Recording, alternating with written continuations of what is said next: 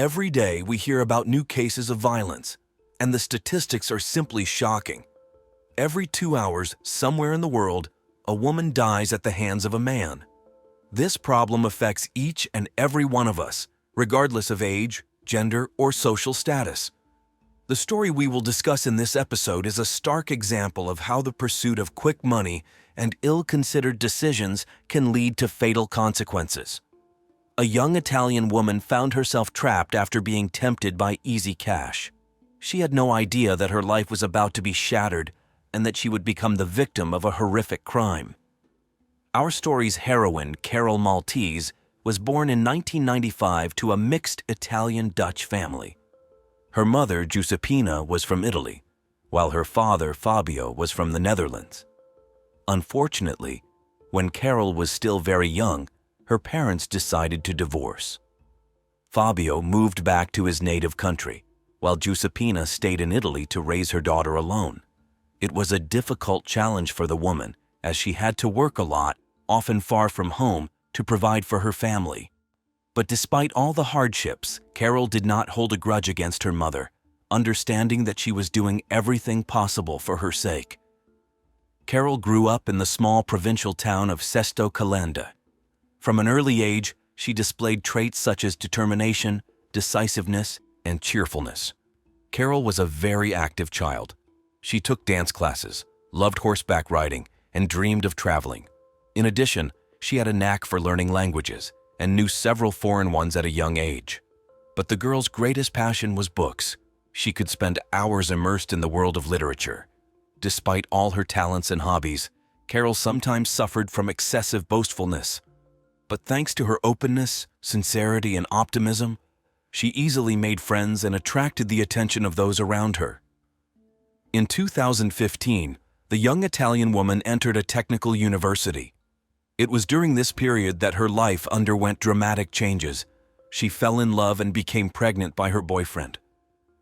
Despite her young age of 20, Carol decided to have the child, even though the pregnancy was unplanned.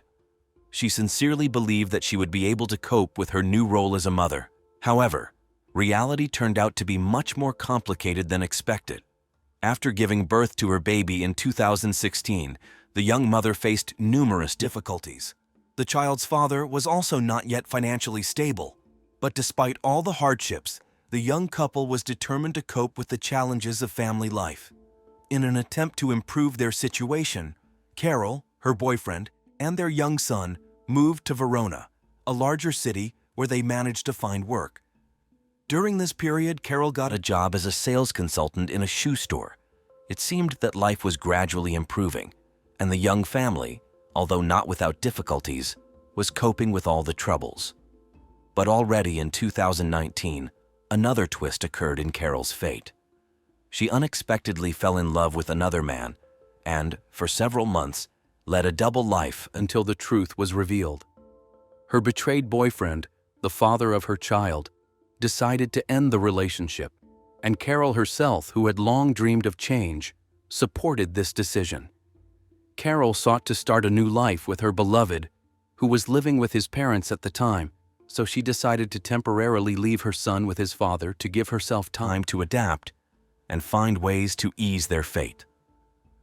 In addition to her personal problems, during this period, Carol's mother was suffering from a neurodegenerative disease that was rapidly progressing. Carol tried to spend as much time with her as possible, but already in February 2020, the world was shaken by a pandemic that hit European countries particularly hard. Italians, including Carol, found themselves in a very difficult situation. The lockdown made it impossible to work, move freely, and live a normal life. Due to the forced isolation, Carol faced serious financial difficulties. She could not even send money for her son's upkeep. This situation pushed the young woman to search for new ways to earn money. At first, she tried to launch a YouTube channel where she would share her experience of surviving under severe restrictions. Carol hoped to make money from advertising, but she quickly realized that it was a long and unrewarding path that was unlikely to bring her significant funds. Then Carol turned her attention to the OnlyFans platform, which seemed much more promising. Under the pseudonym Charlotte Engel, she began experimenting with creating explicit photo and video content. The first attempts brought in decent money, so Carol continued this activity, gradually moving towards increasingly daring material. In fact, Carol enjoyed what she was doing on the OnlyFans platform. However, this industry also had a flip side. When the girl's entourage learned about her new activity, many friends decided to break off relations with her. Carol herself considered such behavior unfair and called it nothing but prejudice. She sincerely believed that the world of explicit content was a kind of art form, and that Italy was simply lagging behind other countries in terms of progressive thinking. For Carol, it was obvious that most people visit such sites and view photos and videos of a spicy nature anyway, so she saw nothing wrong with her job. Gradually, Carol gained considerable popularity on OnlyFans, and she began to be invited to shoot adult films. Carol agreed to such offers without any hesitation and even participated in relevant performances. In interviews, Carol explained that she did not plan to devote her entire life to this. She already had certain projects for the future, but for now she was enjoying what she was doing and saving money to make her dream come true. At the same time, Carol began to publish posts on social media filled with indignation.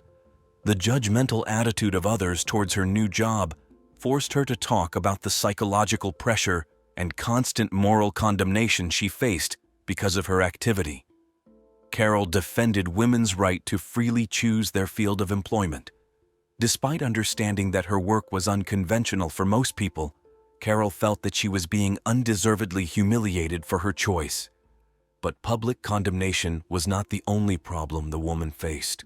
Her new boyfriend, for whom she had divorced her child's father, also had a negative attitude towards her passion. The situation escalated, and eventually the couple decided to part ways.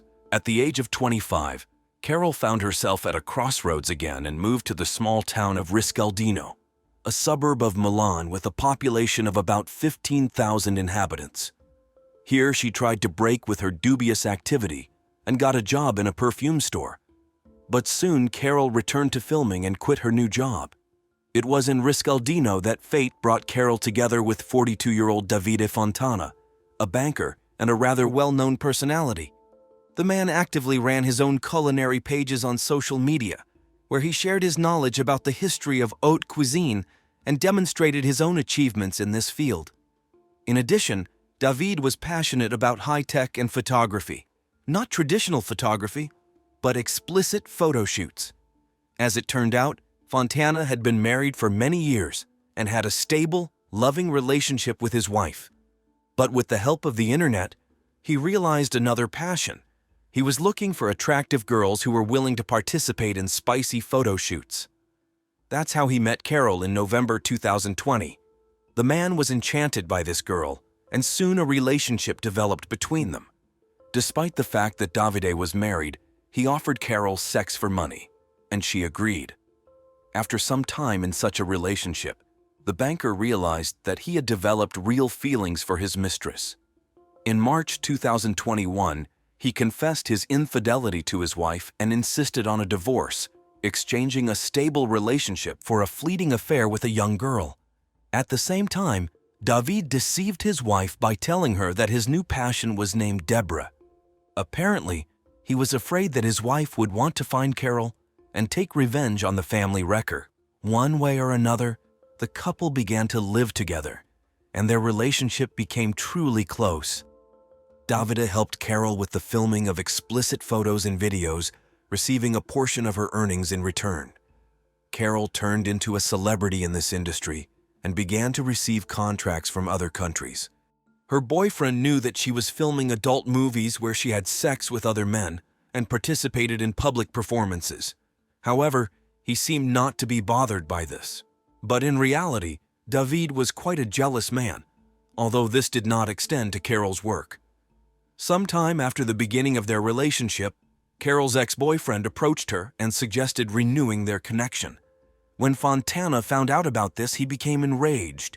He was afraid that the young beauty would leave him for a guy her age, so he decided to take action. The man repeatedly called his rival and threatened him, even though Carol herself had refused her ex. David's jealousy reached its peak when he began to threaten Carol's ex-boyfriend, who tried to rekindle their relationship. Unknown individuals punctured the tires on the rival's car twice, and although Fontana's involvement could not be proven, his threats made him the prime suspect. Meanwhile, Carol's popularity on social media was growing rapidly. She already had over 30,000 followers on her pages. Carol traveled a lot, filming content in the Czech Republic and the Netherlands. In addition, she fulfilled individual orders received in private messages. For a considerable amount of money, Carol brought to life in front of the camera scenarios sent by clients. In the fall of 2021, a new man appeared in the heroine's life, a colleague from adult films, Salvatore Galda. Real feelings flared up between them, and soon Salvatore gave Carol an engagement ring and later proposed to her. Carol agreed to marry him, but now the question arose of how to get rid of Davide. Life with the banker had become unbearable for Carol. She no longer loved him, dreaming of another man with whom she was secretly meeting. At the same time, Fontana continued to take part in her activities, taking a percentage from each video he helped with. The business was thriving, bringing the girl considerable wealth. She had earned enough to afford not to work. In Carol's immediate plans was a return to Verona to be closer to her son. She continued to perform live at private parties and special events related to the adult industry. But at the beginning of 2022, the woman suddenly disappeared from the radar, ceasing all activity. Only occasionally did she respond in writing to messages from friends and family. Posts on social media also became infrequent. It seemed that the once active Carol had lost interest in her projects. Loved ones began to worry as this situation lasted for about 2 months. Carol did not talk to anyone on the phone and did not answer calls. To all questions, she replied that she was busy with household chores, looking for housing in Verona, and establishing a relationship with her child. Later, Carol reported that she was going on vacation to Dubai. Carol's worried friends contacted David, but he admitted that their relationship had ended and he had no idea where to look for the missing woman. This whole situation looked extremely suspicious, and soon it became clear why. On March 20th, 2022, a man who was walking along the picturesque cliffs in the village of Borno noticed strange large black garbage bags from the height of the ledge on the shore. They seemed half empty, but heavy, as if filled with stones. Intrigued, the local resident descended to the mysterious objects, which felt unusual to the touch. Upon untying the first bag he came across, the man found a human hand inside and immediately called the police. The carabinieri, who arrived at the top of the slope, immediately noticed that the bags had been thrown from the cliff. Because of this, they had been torn on the rocks, which could have damaged the contents. A total of 4 bags were found with 18 parts of a mutilated body. From the very beginning, it became obvious that the remains had been deliberately disfigured to make identification difficult. The victim's face was so distorted that it was impossible to recognize her without additional laboratory analysis. The flesh had been cut from some body parts as if on purpose. As for the condition of the remains, the killer was apparently a hunter or a butcher. He skillfully dismembered the body, acting professionally and precisely, knowing where and how to cut. Before throwing the bags down the slope, the parts had been stored in the cold for a long time. Forensic experts suggested that they had simply been dumped from a freezer right off the ledge shortly before a passerby stumbled upon the terrible find. Given the thorough approach and professionalism of the criminal, the police suspected that they were dealing with a serial killer. One of the investigators recalled a similar case in March 2005 when as many as 10 bags with the remains of 2 people were found nearby. The killer was caught then and put behind bars, but the handwriting was too similar, which led to the chilling thought that a maniac was on the loose. To get closer to solving the crime, it was necessary to establish the identity of the victim and find evidence. But the body was so mutilated that it was impossible to even determine the gender without additional analysis. A thorough examination in the laboratory was due. Meanwhile, a press conference was held, necessary to warn local residents. At that time, the Carabinieri still did not know who the victim was. The gender had not yet been determined, but people were warned, and important witnesses who might have noticed something were sought. The cause of death also remained unknown. During this period, forensic experts worked actively to provide answers to all these questions and delve into the gruesome details of the last minutes of the unidentified victim's life. Soon, they found out that they were dealing with a young woman about 155 centimeters tall with dark hair. Her nails were covered with purple nail polish, and several tattoos were found on her skin, 11 in total. But most of them turned out to be deliberately damaged by the killer. It seemed that attempts had been made to erase them, cut them off or tear them off along with the skin. Apparently, the criminal wanted to hide all traces that would help identify the victim, thereby complicating the investigation. The tattoos became an important clue for the investigators. Despite the fact that the authorities did not yet know the name of the deceased, the public was already informed that the victim was a woman. The police released a description of some of the surviving tattoos in the hope that someone would recognize their owner. But people remained silent. A forensic examination established that the death had occurred more than a month ago, and before the body was thrown from the cliff, it had been stored in a freezer for a long time. This information caught the attention of journalist Andrea Torelli, who was also the editor of a magazine. The man became fascinated with the mysterious murder and began to analyze all the available information. Based on the data collected, Andrea made a logical assumption.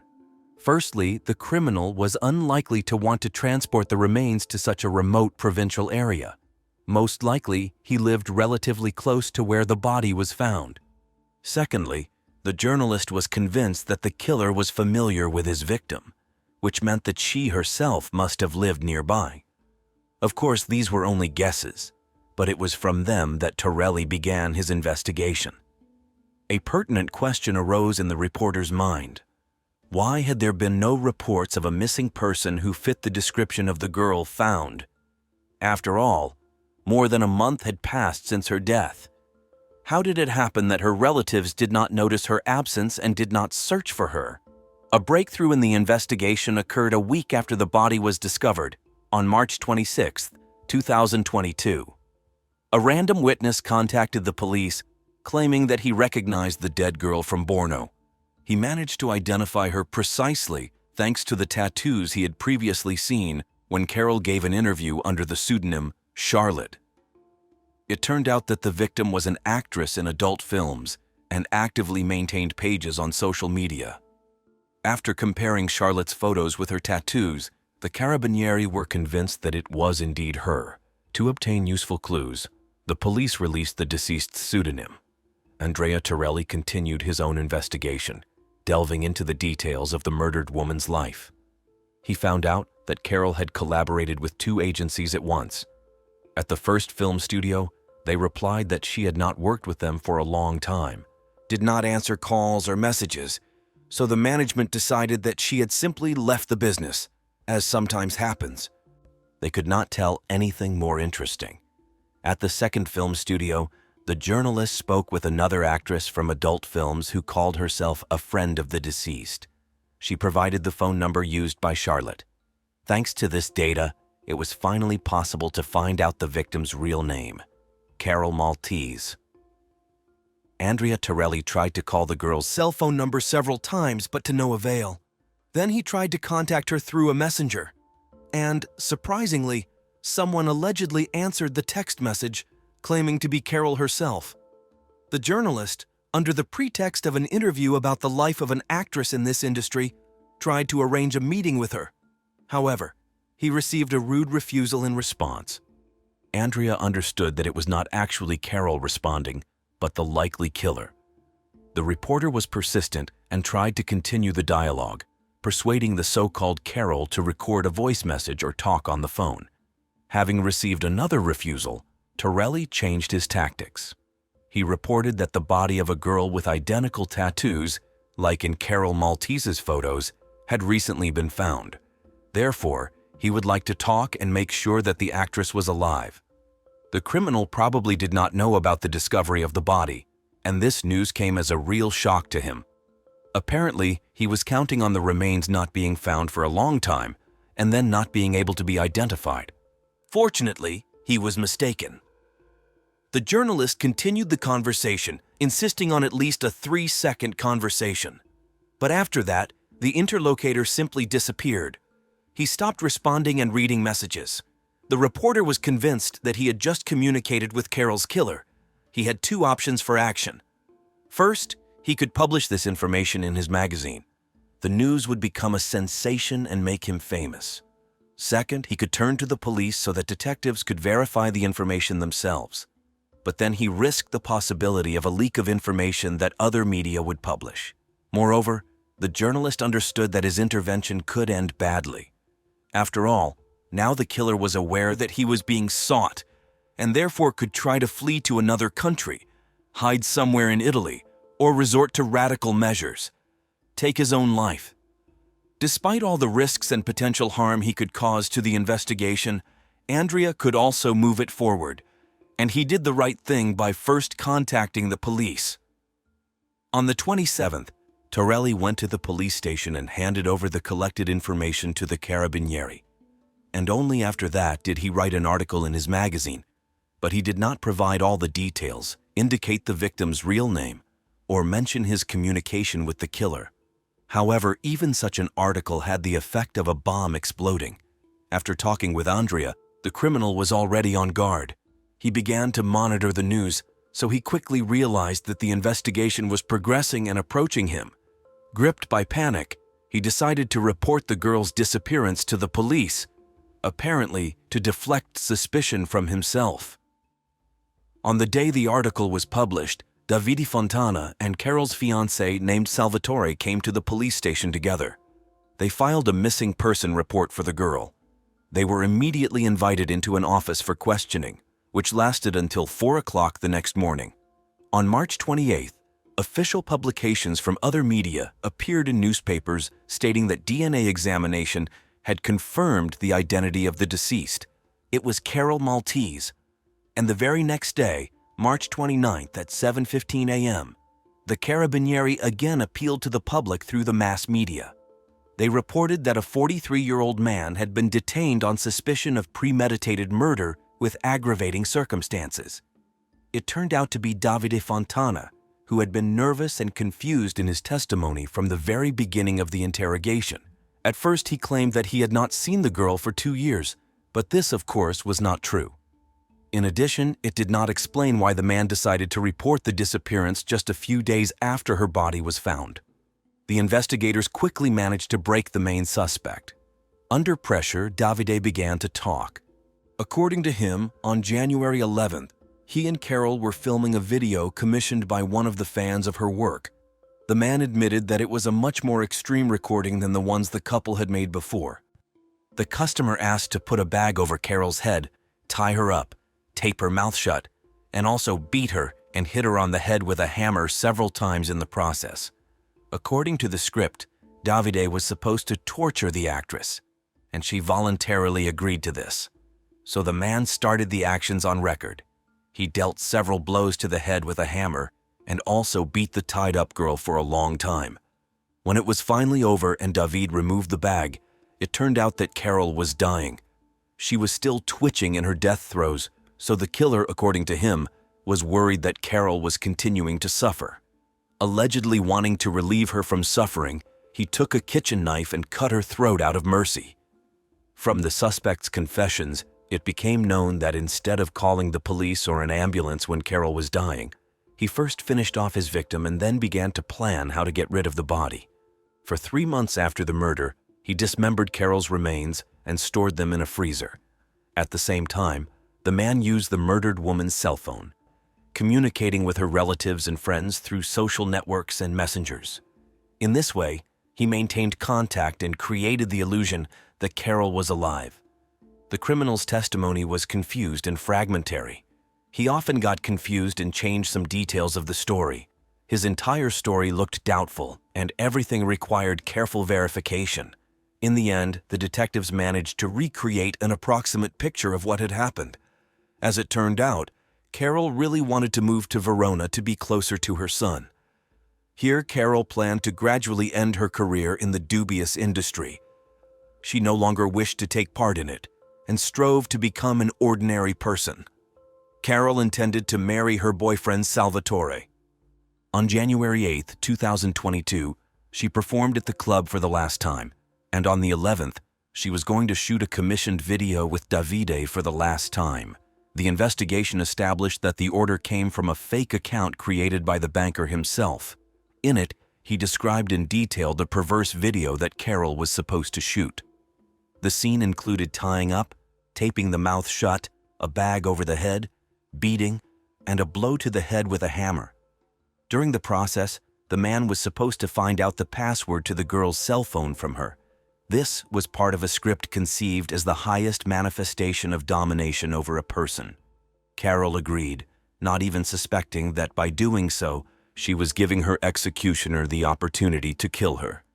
Initially, they agreed that he would imitate all actions, without using force, and Carol would pretend to be suffering in order to avoid real injuries.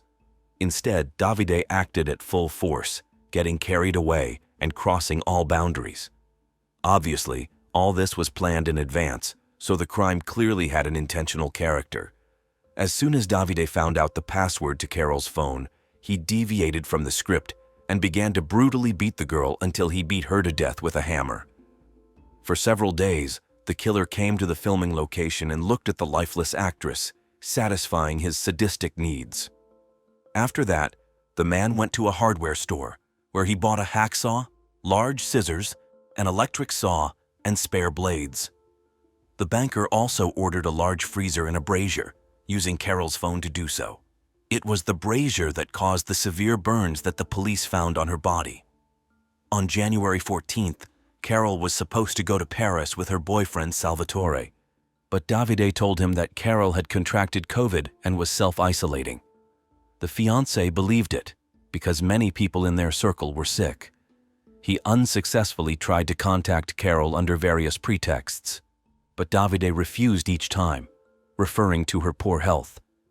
The story of Carol Maltesi's murder shook all of Italy. Davide Fontana, a banker and a celebrity in the culinary world, was arrested on March 29, 2022, on suspicion of premeditated murder with aggravating circumstances. It was he, as it turned out, who was the main person involved in this horrific case. Strangely, for 2 months, none of the girl's relatives or loved ones tried to get into Davide's dwelling to find out what had actually happened to Carol. This played into the hands of the killer, who calmly dismembered the body and hid traces of the crime, staging the illusion of his victim's life. According to him, Carol's phone did not stop ringing. Every day, someone from friends or relatives wrote a message or called. Occasionally, Davide even updated the girl's pages on social networks with pictures from her personal gallery. From her bank card, he made noticeable purchases and even paid for housing rent to maintain the legend that Carol was living a secluded life because she was being treated. After the interrogation was over, Fontana stated that he had tried to commit suicide by writing a statement about Carol's disappearance, but he could not do it because he was arrested.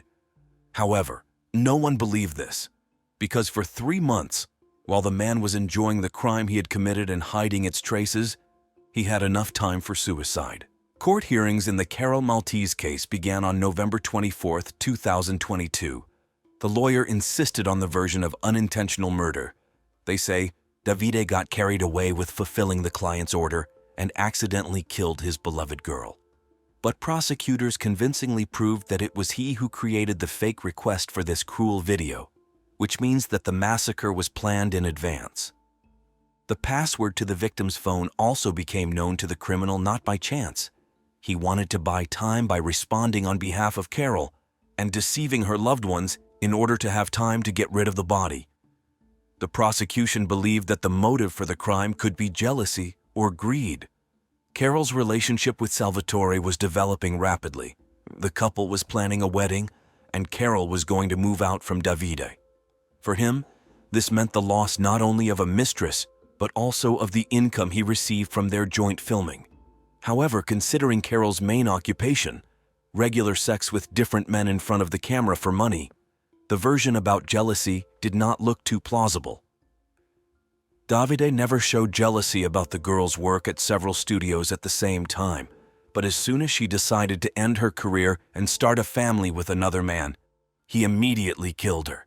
A psychiatric examination showed that the accused was sane and fully aware of his actions. The verdict in this high-profile case was announced on June 12, 2023. Although the prosecution demanded life imprisonment, the judge decided that the killer's actions were not intentional in nature. Even the fact that the body was dismembered was not taken into account as an aggravating circumstance. As a result, Davide Fontana received a surprisingly lenient sentence, only 30 years in prison. In addition, he was obliged to pay compensation to the victim's 7-year-old son in the amount of 180,000 euros. He had to pay Carol's parents a total of another 100,000, and the father of her child 20,000 euros in compensation.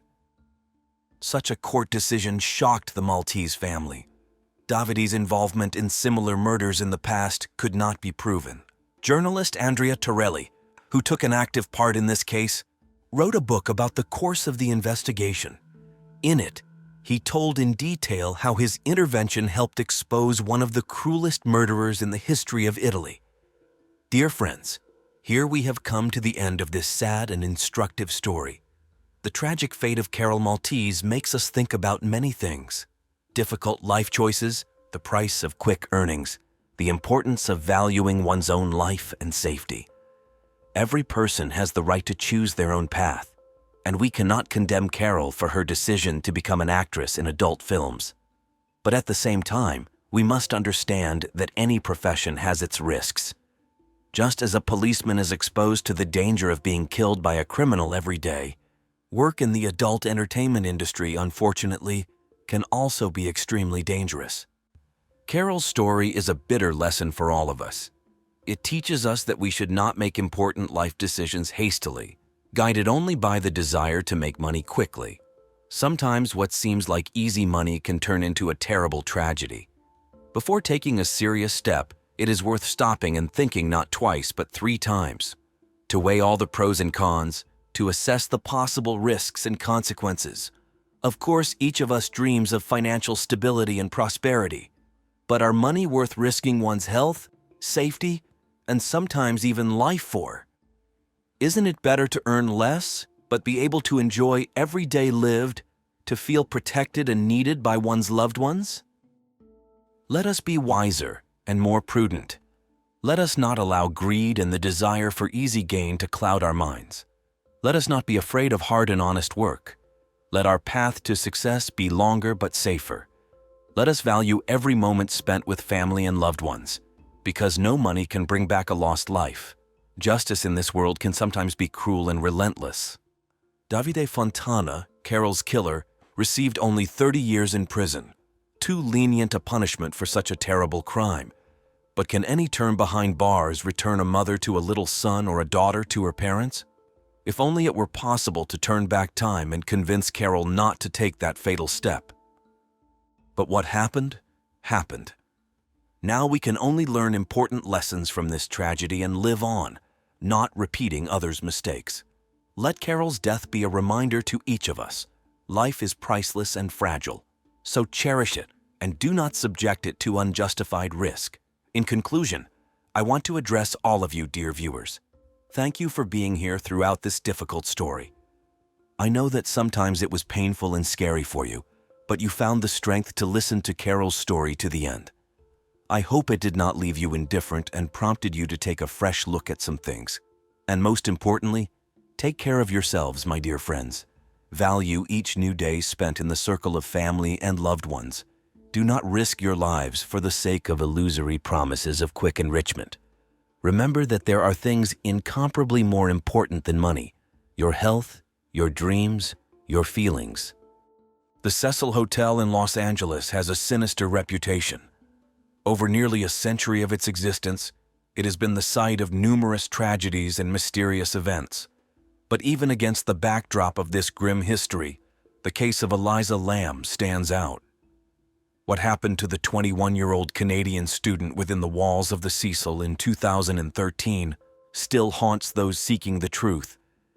The police investigated this case for a long time, but ultimately concluded that it was a suicide. However, there are far too many puzzling and suspicious elements in this story. It's all too easy to discern the outlines of a deliberate and brutal murder. So, what really happened to Eliza Lamb? Why was her body found where it was found? And most importantly, who killed her and why, if it was indeed a murder? Today, we will try to unravel this mysterious story and separate facts from speculation. Eliza Lamb, a 21-year-old girl originally from China, emigrated to Vancouver, Canada in 2003 with her family, consisting of her father, mother, and sister.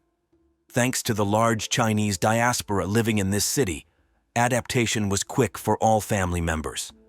Soon, the Lamb family rented a small Chinese restaurant and led a quiet, measured life. According to regular patrons of the establishment and neighbors, the immigrant family was welcoming and friendly.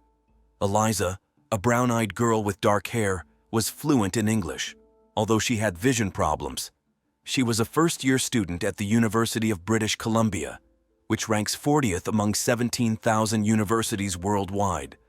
The girl was responsible and hardworking, working part-time on weekends and evenings in clothing stores, and later got a job at a bank. Eliza loved to travel, and even the lack of company did not stop her. She independently visited Washington State, Ottawa, Toronto, and Niagara Falls. She dreamed of going to Los Angeles and Hollywood in the near future. In December 2012, Eliza broke up with her boyfriend, and already in January 2013, the diligent student received a Christmas bonus. She told her sister about her desire to go to America to gain new experiences and get rid of the negative feelings associated with the breakup. The funds were there, and the parents did not object. The solo journey began in San Diego, where Eliza arrived on January 22nd, and on the 26th, the girl arrived in Los Angeles and settled in the Cecil Hotel. It is worth pausing at this point and telling the story of the hotel chosen by Eliza. The Cecil was built in the 1920s. It was a 15-story building designed for wealthy people and businessmen. However, the owners later changed their policy, renting out rooms for long periods at low prices. The hotel's reputation rapidly declined. From a pretentious, fashionable establishment, the Cecil turned into a cheap hotel that barely reached 3 stars. The hotel has repeatedly become the final refuge for suicides. In 1954, Helen Gurney, exhausted from fighting a serious illness, threw herself out of a 7th-floor window. In 1962, Julia Moore also jumped from an 8th-floor window due to pregnancy by a man who refused to acknowledge the child and a difficult financial situation. Pauline Otten jumped from a 9th-floor window after an argument with her husband. She fell on top of Giorgi Giannini, a passerby. Both died on the spot. Another dark page in the hotel's history was the murder of guest Goldie Osgood, who was found in her room in 1964, brutally beaten and raped. This crime remains unsolved. After the Eliza Lamb incident, journalists began to savor all these facts, calling the Cecil a hotbed of evil and otherworldly forces. But it is worth remembering that the hotel is located next to the troubled Skid Row area. In the 40s, half of all crimes in Los Angeles were committed there. This real tumor of the City of Angels attracted serial killers who simply wanted to be closer to their victims and get lost in the lists of cold cases.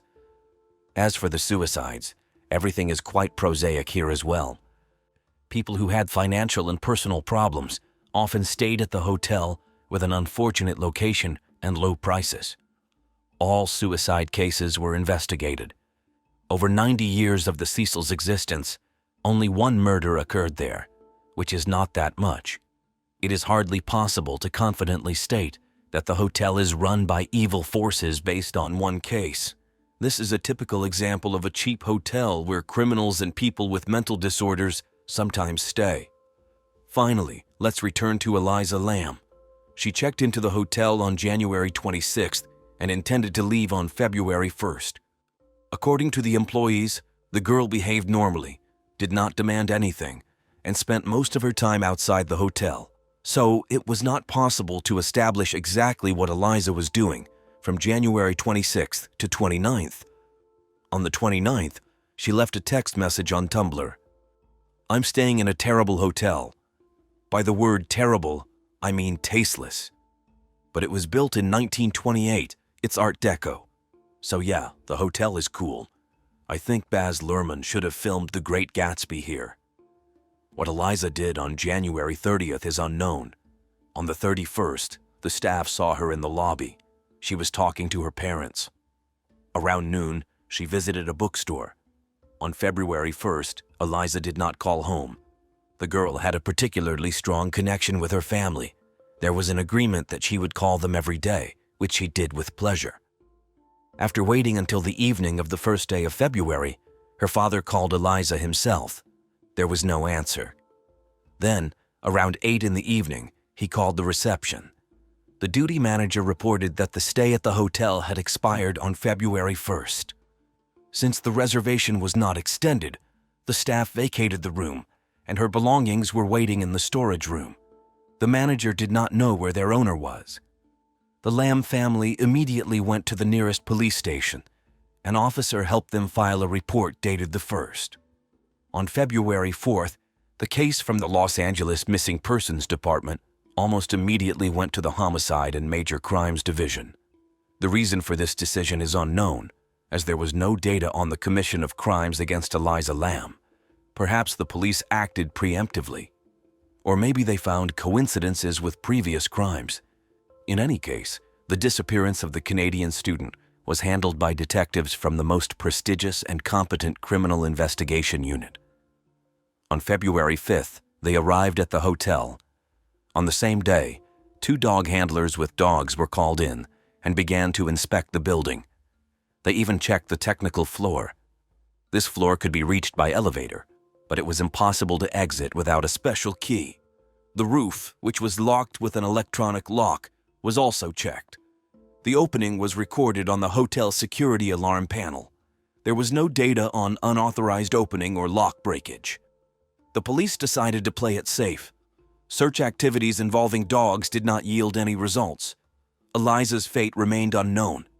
Detectives seized video recordings from the hotel's surveillance cameras, ATMs in the lobby and neighboring buildings, and street camera footage.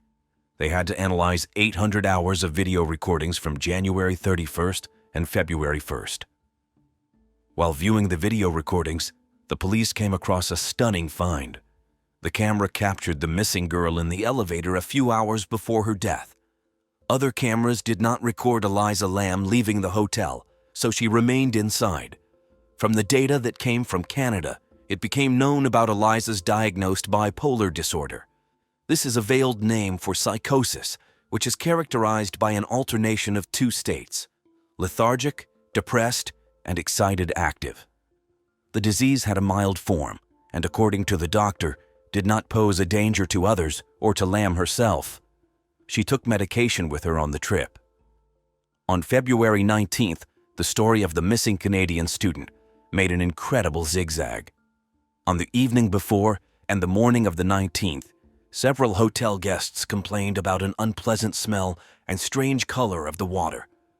The Cecil Hotel had a personal water tower, 4 tanks with a volume of approximately 7,500 liters each, installed on the roof to maintain hydraulic pressure in case of water supply interruptions. The plumber decided to start checking the water quality with them. Inside one of the tanks, half filled with water, he found a floating body. According to him, this happened at 10 in the morning.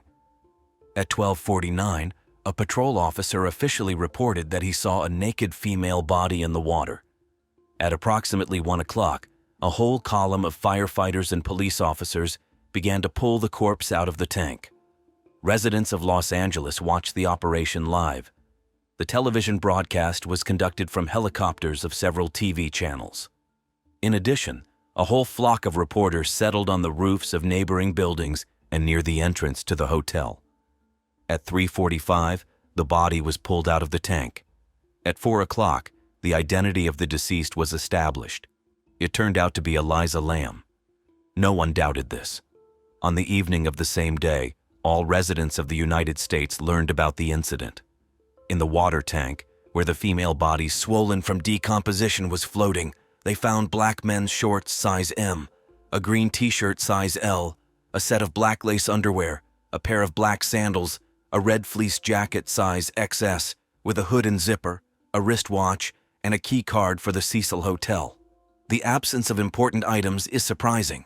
A wallet, phone, and glasses, which were never found either in the room or near the body. The autopsy, conducted by a forensic expert, brought quite intriguing results.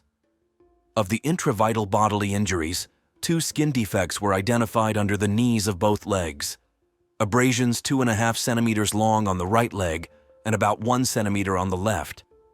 It was established that Eliza had sexual intercourse shortly before her death, and drowning did not fit the case of Eliza Lamb's death at all. On the inner side of the eyelids in the sclera, there were pinpoint hemorrhages, a sign of mechanical airway obstruction. The nasal passages were not blocked.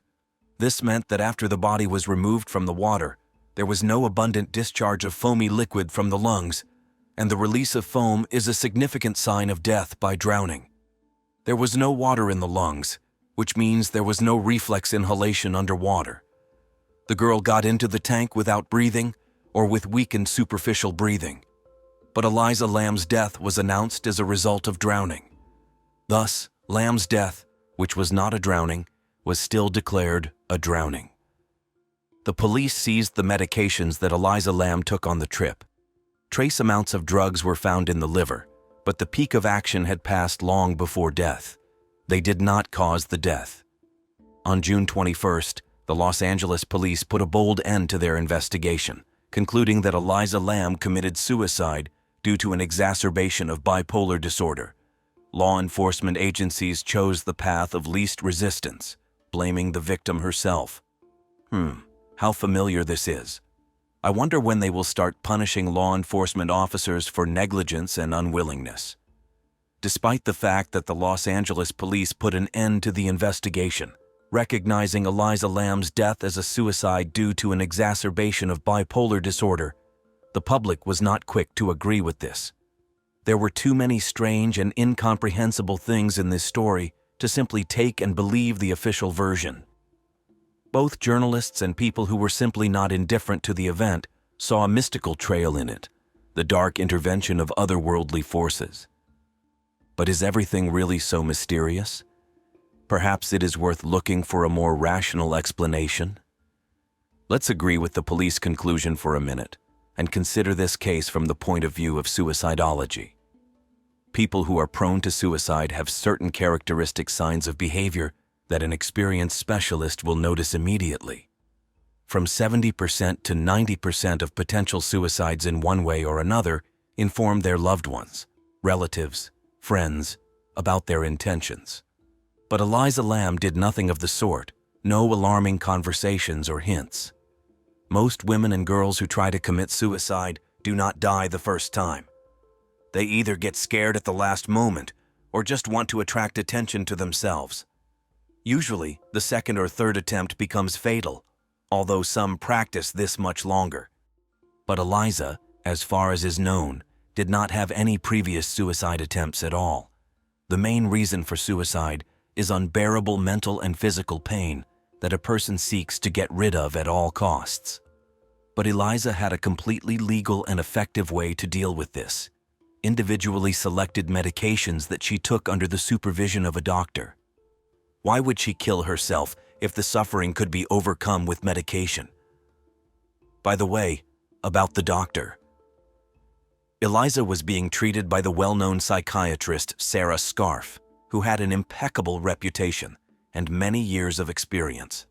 There were never any complaints about her work, which means the diagnosis and therapy were correct.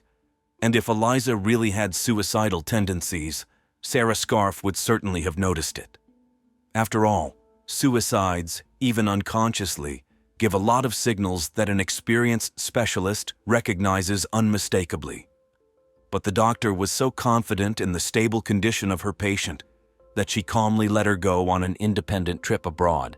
She hardly would have done this if she had the slightest doubts. Yes, Eliza took the medications prescribed to her. So what? This is not at all an indicator of abnormality, rather the opposite.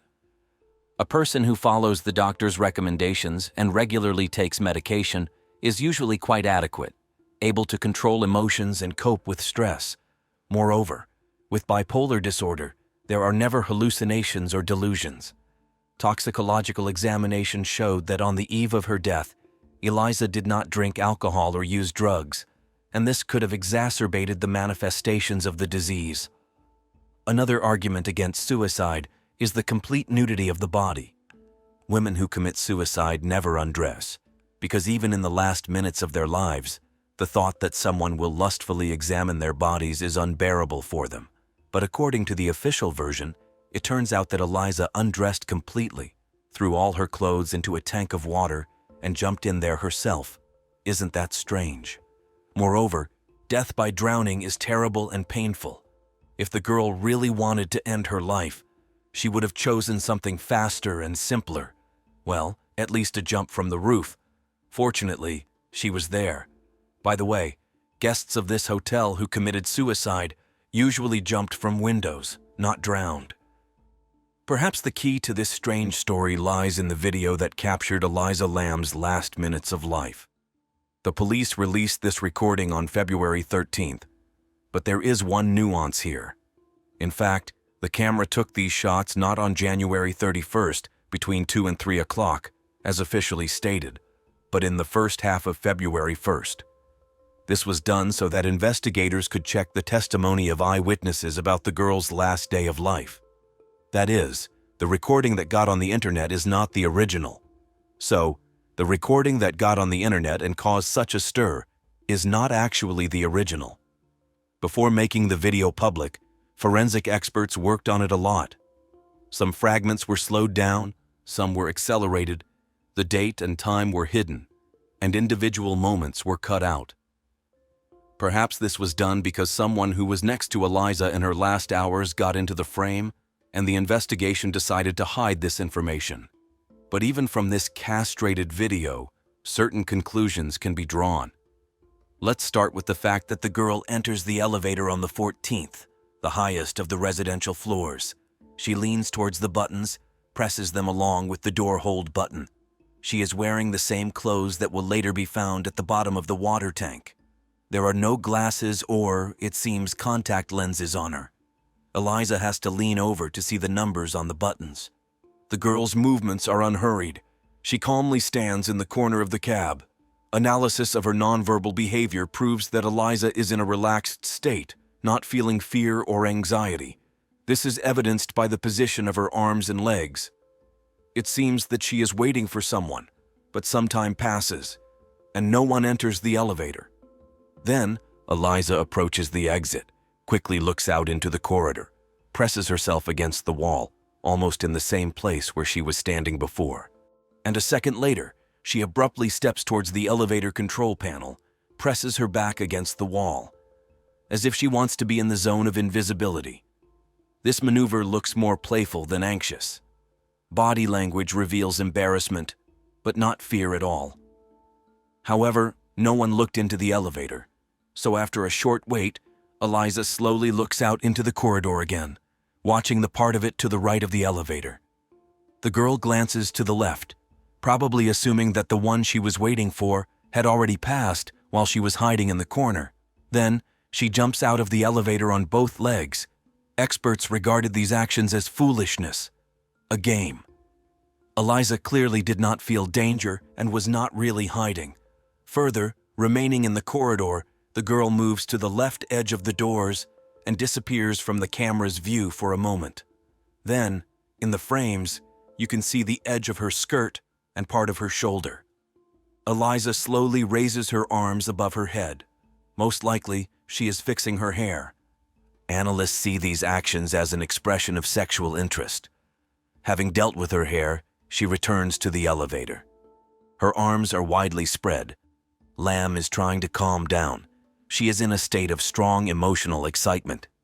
Many experts note that at this moment, Eliza, strange as it may seem, is laughing. The violent reaction is caused by the fact that someone made her laugh. Again, leaning towards the panel, Eliza begins to press the buttons with both hands. At the end, she presses the door hold again, makes a 1-second pause, and another series of pressing and holding. Having finished with the buttons, the girl exits the elevator, slowly fixing her hair. Opposite the exit is a mirror, and preening in front of it does not at all fit with fear or anxiety. When exiting, Eliza puts her elbows forward. This is how she tries to appear more confident. She stands to the left of the doorway, and although the resolution of the recording is low, experts discerned Lamb is smiling. Perhaps not quite sincerely. Further, the analysis of nonverbal behavior records, the level of insincerity increases along with the level of anxiety. One of the markers is Eliza touching her shoulder with her fingertips. It is clearly visible how she leans over, as if talking to someone standing to the right of the elevator doors. At the same time, the girl actively gesticulates. Experts note excessive playfulness, a playful mood. There are no signs of fear. The eerie moment seems unnatural, only because it is here that the recording was slowed down. Let's not forget that it was worked on a lot. Eliza rises several times on the toes of her right foot. This indicates a remarkable optimism, maybe even joy. And again, sexual interest is noted. It all ends with the girl leaving the camera's field of view in the direction opposite to where her interlocutor was standing. The recording continues, and we see the elevator doors close and open twice. It is difficult to imagine that one can experience such emotions and perform such actions alone. As you know, mentally ill people, being in the grip of hallucinations, demonstrate specific motor skills. But nothing of the sort was observed in Eliza's behavior. Most likely, shortly before the described events, she met someone, perhaps even had a romantic relationship. On the video, the girl is playing hide and seek with her invisible companion. And although sometimes she shows some embarrassment, most likely, this is due to the fact that the acquaintance was short-lived, so Eliza felt a certain constraint and shyness. But definitely not fear. Almost throughout the entire recording, an element of play, flirting, sexual attraction is clearly visible in the girl's behavior, and only the realization that we are seeing her last minutes of life gives the video an eerie tinge. But in itself, this footage does not contain anything frightening. So, the conclusion suggests itself. There was someone else next to Eliza, someone who knew about the surveillance camera in the elevator and carefully avoided its gaze. Someone who knew that, by some strange coincidence, the video surveillance in the corridor of the 14th floor, which usually worked constantly, was turned off this time. So this someone could freely communicate with Eliza without fear of being noticed. What happened next? Let's turn to the plan of the 14th floor. On it we see A. Smokeless fire escapes, B. Internal fire escapes, one of which leads to the technical floor and the other to the roof. The doors to the internal stairs are locked with an electronic lock. It is impossible to open them unnoticed by the security. At that time, no attempts to pass through these doors were recorded. There remain the smokeless stairs mounted on the outer walls of the hotel. They can be used to reach the roof without much effort. This has been repeatedly proven by bloggers and journalists who penetrated there in this way. There were no obstacles to this. Only desire and a little courage were needed. If you perceive this as a romantic adventure, especially in the company of a person to whom you feel sympathy, then it can even be fun. It is quite possible that such a proposal caused Eliza the joy that can be noticed in several moments of the video recording. Most likely, the girl met her future killer even before February 1st, and it is just as likely that she voluntarily agreed to intimate closeness with him, as well as to climb to the roof together. Maybe she even undressed of her own free will. Until some fatal moment, Eliza's relationship with her killer was playful and quite friendly. And then some incident provoked an acute conflict. Murderers often commit crimes under the influence of aggression that arises in response to actions or words that are unacceptable to them. For serial killers, this is doubly true. They attack not every potential victim, but only the one whose behavior seems offensive to them. It seems that Eliza's killer did not torture or mock her.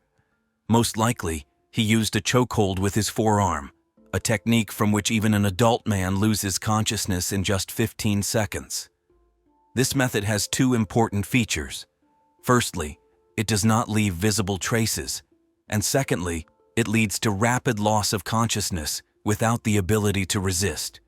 Having strangled Eliza, the criminal raised her unconscious body to the tank roof, using a ladder that was always stored there. This explains the absence of the girl's fingerprints on the stairs, and then, through the hatch, he lowered her into the water. Recall, Eliza was strangled, as indicated by pinpoint hemorrhages on the inner side of the eyelids and sclera found during the autopsy. At the same time, her mouth was not forcibly closed. Otherwise, there would have been injuries from the teeth on the inner side of the lips. No significant amount of water got into the lungs, which means there was no deep reflex inhalation underwater. Eliza ended up in the tank, either completely without breathing or with weakened superficial breathing. After that, the killer searched her clothes, taking the money, phone, and glasses. He had to get rid of the phone. It could have contained their correspondence and photos. He probably spent the money and kept the glasses as a trophy. Having searched the clothes, the criminal threw it into the same tank. He did not try to imitate suicide. He just hid the body. The person who killed Eliza Lamb is cold-blooded, prudent, and has experience in such matters. Perhaps she had already committed similar crimes before. The killer perfectly understood what the police would pay attention to and how he should act in order to remain unnoticed. It is possible that he knew. Water will destroy biological traces. If you look at the circumstances of Eliza Lamb's death without bias, it becomes obvious that this is not at all like suicide. Did the Los Angeles police investigators not understand this? No, they were perfectly aware of everything. It's just that the reason they decided not to open a criminal case was extremely pragmatic. After all, if there is a bullet, there must be a gun. If there is a stab wound, there must be a knife somewhere. This is how murders usually happen. But when there is something incomprehensible, vague, something that is difficult to prove, it is better to close the case at the stage of inquiry. Why waste effort and time on searches that may turn out to be in vain? Even if this murder was committed by a maniac, it is worth waiting for the next episode in order to understand the criminal's model of action. By the way, a similar crime occurred just a month later. In Los Angeles, even without Eliza Lamb, there are enough murdered women. Police resources should not be spent on an investigation that is minimally likely to end in a court verdict. Statistics require an increase in crime detection rates. Eliza Lamb's parents demanded compensation from the hotel for negligence. After all, unhindered access to the roof still exists. But negligence can be seen in this story literally in everything. Many questions remain for the investigation. Can we assert that everything happened exactly as described above? Of course not. This is just one version. Yes, there are huge databases that describe the typical behavior of murderers. They work well as an example. But can we say with certainty that the criminals who are caught are similar to those who are still at large? Perhaps the police catch those who have primitive motivation? What if they ended up behind bars precisely because of the predictability of their actions? It is quite probable that Eliza became the victim of someone whose actions cannot be explained. We can only hope that someday the truth will come out. The events of December 29, 2017, which took place in an apartment on McMillan Drive in Oshawa, Ontario, Canada. The caller, a plumber named Sean Faradin, made a chilling discovery: pieces of human flesh clogging the sewer pipes. Further investigation led law enforcement to the doorstep of 45-year-old Adam Strong, who lived in the apartment below. To everyone's great surprise, Strong immediately confessed that he was storing human remains in his freezer. But this was just the tip of the iceberg in this complex and horrifying story. The roots of this tragedy run much deeper and require careful examination to determine to whom these remains belonged and how they ended up in the bathroom sewer. The year 2017 brought a horrific crime to the city of Oshawa that shook the entire country. On September 11th, a disturbing discovery was made in Lake Ontario near the shore of Oshawa. A 5-year-old boy fishing with his grandfather spotted human torsos in the water. Law enforcement immediately arrived at the scene, retrieved the remains from the water, and launched an investigation. Despite extensive searches involving divers, no other body parts were found. The autopsies showed that the torsos belonged to a woman, but the exact cause of death could not be determined. However, the nature of the injuries indicated a violent death. The absence of the head made it extremely difficult to identify the victim, so DNA analysis was the only way. And only on November 9, 2017, 2 months after the terrible discovery, the bitter truth was revealed. The torsos belonged to 18-year-old Rory H., a pregnant Oshawa resident who had gone missing at the end of August of the same year. Rory H. was born on July 9, 1999, and was the favorite of her mother, Shannon Dion. Little is known about her father, but some of the girl's relatives had a reputation for living a reckless lifestyle. Her grandfather, Bernard, a former biker, gangster, and boxer, was widely known as the founder and leader of the motorcycle club Satan's Choice. Rory's uncle, Harley, also belonged to the motorcycle club Hell's Angels. But despite these family ties, Rory's childhood was fairly quiet. She was described as a kind and smart girl. In addition to her mother, Rory had a very close relationship with her godmother and Shannon's best friend, Christy Melnick. In the lower grades, Rory excelled in her studies, and at the age of 13, she even received the prestigious title of Cadet of the Year in the local unit.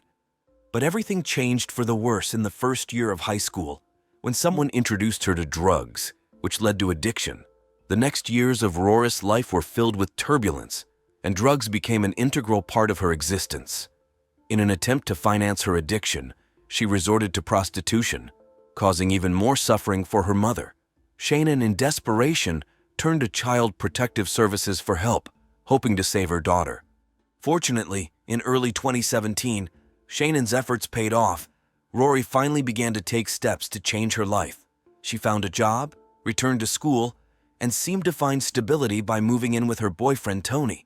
Despite all the hardships, Rory was determined to start a new chapter in her life. In August 2017, Rory told her mother about her pregnancy. She firmly decided to have the baby, and Shannon supported her decision. But the mother had no idea that her daughter had started using drugs again. On August 28th, near the shopping center, Rory met with Constable Christopher Kane. He had been watching the girl for a long time and was trying in every way to involve social services to help her overcome her addiction. During the conversation, Rory admitted that she was using drugs again and was engaged in prostitution to get money for a fix. Concerned about Rory's fate, Constable Kane decided to contact the appropriate services, but when he returned, the girl had already disappeared. On August 29, 2017, the day after meeting with the constable, a friend of her mother brought Rory to the hospital after an exacerbation of a mental disorder. Unfortunately, for unknown reasons, they were unable to stay with her and left after a few minutes, leaving Rory alone. Remarkably, just 15 minutes later, she decided to leave the hospital without waiting for the necessary medical care. Surveillance cameras captured Rory calmly leaving the building. This was the last confirmation that the girl was still alive. From that moment on, nothing was known about her whereabouts. When Rory's relatives and friends did not receive any news from her for several days, they became alarmed. Fearing the worst, they filed a missing person report with the police, which launched a massive search. Flyers with the photo of the missing person were posted all over the area, but all efforts to find Rory H. proved futile, and only the results of the DNA test brought the horrible news, confirming that she had become a victim of a violent crime. However, the investigation did not end there. Law enforcement faced a difficult task to find the rest of her body parts and piece together all the fragments of this tragic puzzle. And it seemed that success was near, but it came so unexpectedly that it exceeded all expectations. 2 months after the gruesome torso discovery, residents of the upstairs apartment at 19 McMillan Drive experienced persistent sewage problems. The situation escalated to the point where the couple had to call a plumber on December 29th. Since no blockages were found in the upper apartment, the workers asked permission to enter the apartment of 45-year-old Adam Strong, located on the floor below.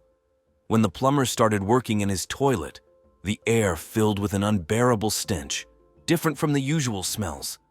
The situation further escalated when Adam's behavior became nervous. He constantly walked around the room, closely monitoring every move and asking many questions. Despite being annoyed by his behavior, the plumbers tried to ignore it. Strong justified himself by saying that he was just curious because he himself had tried to cope with the problem, but to no avail. Perhaps they would have completely ignored Adam if it were not for the shocking discovery inside the pipe. The workers pulled out a 45-centimeter piece of human flesh with attached hair to their horror. Stunned by the gruesome discovery, they immediately notified the police. Within minutes, law enforcement arrived at the scene and confirmed that what was found was indeed human remains. After gathering all the necessary information from the plumbers and the alarmed couple, the officers began a conversation with Adam Strong, preparing for unexpected revelations. But nothing could have prepared them for what the suspect told them. Lowering his head, he confessed that it was human flesh, and if they needed the rest of the body parts, they were in his freezer. Strong was instantly arrested, and the police began searching the apartment. What they saw resembled a house of horrors, dirt everywhere, and the air was permeated with an unbearable stench of decay. In the bathroom, it turned out that Adam had dismantled the toilet, trying to eliminate the blockage. But the real horror awaited law enforcement. In the bedroom in the freezer lay the remains of a young woman with her head hidden in a bag. The body was in a state of decomposition, as Strong had said. Among the remains, a tattoo with the inscription "Je vis I live" was found exactly the same as Rory H. had. Further DNA examination confirmed that the remains from Adam Strong's apartment belonged to the missing Rory. There was more than enough evidence of her presence there. The girl's blood was found on the walls and ceiling of Adam's bedroom, and his biological fluids were found on her underwear. Rory's sneakers lay wrapped in plastic, spattered with blood. Police also discovered an improvised dissection table set up by Strong. The realization that it was on this table that Adam dismembered his victim made law enforcement officers shudder. During the search of the apartment, numerous sex toys, restraints, and a homemade bomb were also found. Fortunately, the explosives were neutralized in time, and although no one could figure out its origin, due to the lack of direct evidence of Strong's involvement in Rory's murder, the police could not charge him. Instead, he was charged with abusing the body. It was time for the investigation to get to know the life of this 45-year-old man more closely. Adam Strong, about whom little was known, settled in a rented apartment on Milan in early 2007. For many years, he worked as a security guard on a film set in Oshawa and as a gas station attendant at 2 different stations in Ajax. Those who knew Strong described him as an eccentric man with a sinister character who considered himself smarter than he actually was. He could talk incessantly, not knowing when to stop. One of Adam's ex-girlfriends, whose name has not been disclosed, described him as cruel and prone to excessive control. Adam's landlady, Eugenia Papadakis, also had unpleasant impressions from communicating with Strong. In March 2017, after a fire in the house, she and her granddaughter visited Adam's apartment on Macmillan Drive. The dwelling turned out to be cluttered with garbage, food scraps, and all sorts of junk. Needless to say, what they saw stunned the women. In addition, Strong showed an unhealthy interest in pornography, which indicated his passion for explicit content. These observations allowed a deeper look into his psyche and shed light on the dark, disturbing world that reigned in the suspect's apartment. However, despite the tragic circumstances, the evidence gathered was still insufficient to charge him with murder. So the detectives focused on obtaining a confession from Adam Strong. The morning of December 30th, 2017 was marked by the interrogation of Adam Strong, conducted by detectives from the Homicide Investigation Unit, Darren Short and Herman Daroga. By that time, the suspect had already managed to contact his lawyer. The investigators realized that this was their only chance to get valuable testimony from him, because the next day, there was to be a hearing on the possibility of releasing Strong on bail. After that, it would be impossible to interrogate him without a court order. Time was running out, So the detectives had to get important information from Adam by any means necessary. Starting the interrogation, the investigators had no clear idea what to expect. Deep down, they hoped that Strong would be nervous, because he had finally been caught. So Adam, my name is Detective Short. Hello, Detective. My first name is Darren. This is Detective Durego. And what's your name? Adam. Last name? Strong. Strong, okay. As of right now, what I want to tell you is the charge you're going to be facing right now is indignity to a body. Instead, they were faced with an imperturbable, collected man who showed outright indifference to his situation. But the biggest problem was getting him to talk about the events related to Rory Hotch. Adam's stubbornness was surprising, especially considering his previous confession about human remains in the freezer. Realizing that time was running out, the detectives decided to change tactics.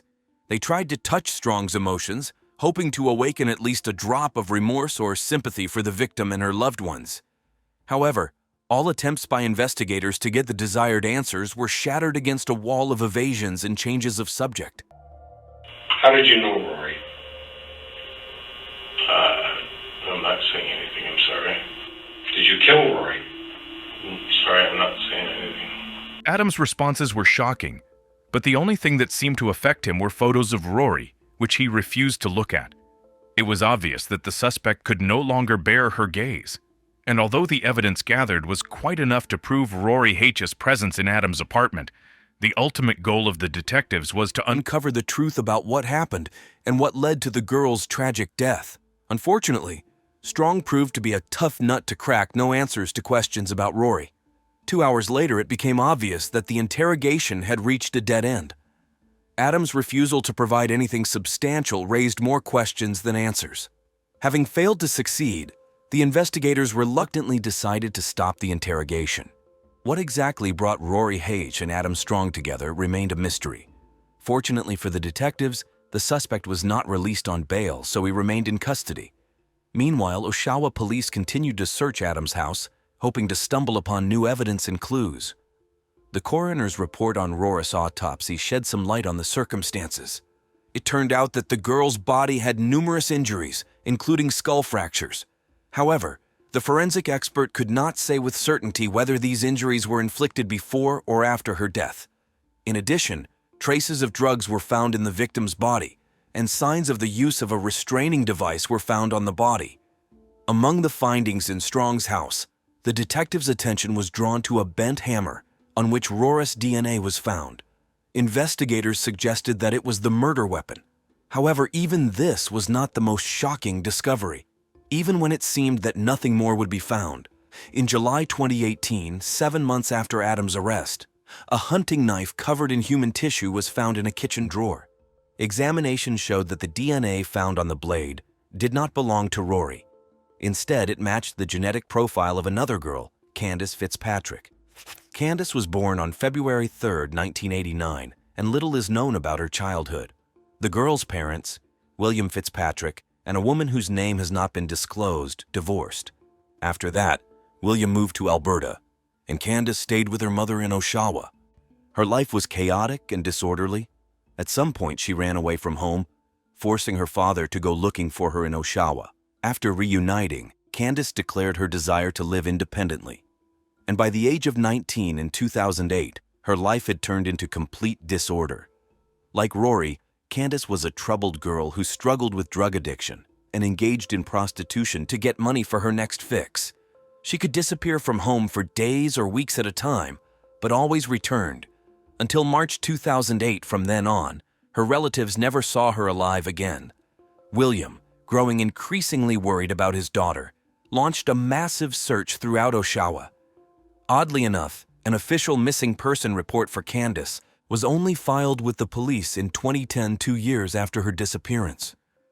William reported that back in 2008, he had repeatedly contacted law enforcement, but they did not take the case seriously due to the peculiarities of Candace's lifestyle. 10 long years of painful uncertainty passed before the Fitzpatrick family finally learned the terrible truth they had long feared. The shocking coincidences between the fates of Candace and Rory were not limited to difficult life circumstances alone. Even outwardly, the girls were strikingly similar. The cruel irony of fate is that despite the 10-year difference in their disappearances, Both died at the hands of the same person. It is unbearable to realize that if Adam had been exposed after Candace's murder, Rory could have been alive. The remains of Candace Fitzpatrick still have not been found, and the solution to this chilling mystery is known only to one person. Investigators managed to convince the prosecutor to drop the initial charge against Adam Strong and reclassify it as a charge of first-degree murder of Rory Hatch and Candace Fitzpatrick. This gave detectives the opportunity to interrogate the suspect again. Realizing the importance and complexity of the case, the Oshawa police leadership involved Detective Paul Mitten in the investigation, a highly qualified and experienced investigator known for his ability to unravel the most complicated crimes.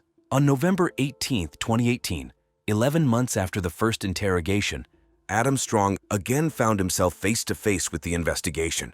This interrogation was to be decisive. To the surprise of Detective Paul Mitten, the suspect suddenly began voluntarily sharing information. Adam! How you doing? Good, you? Had better days. I understand I'm in a lot of trouble. Is there any way I can get a cigarette? What are you gonna hankering for? Wendy's triple? Yeah, that's doable. No pickles? Iced tea, no ice? Two, their value, spicy chicken wraps, and a grilled chicken Caesar salad. Okay.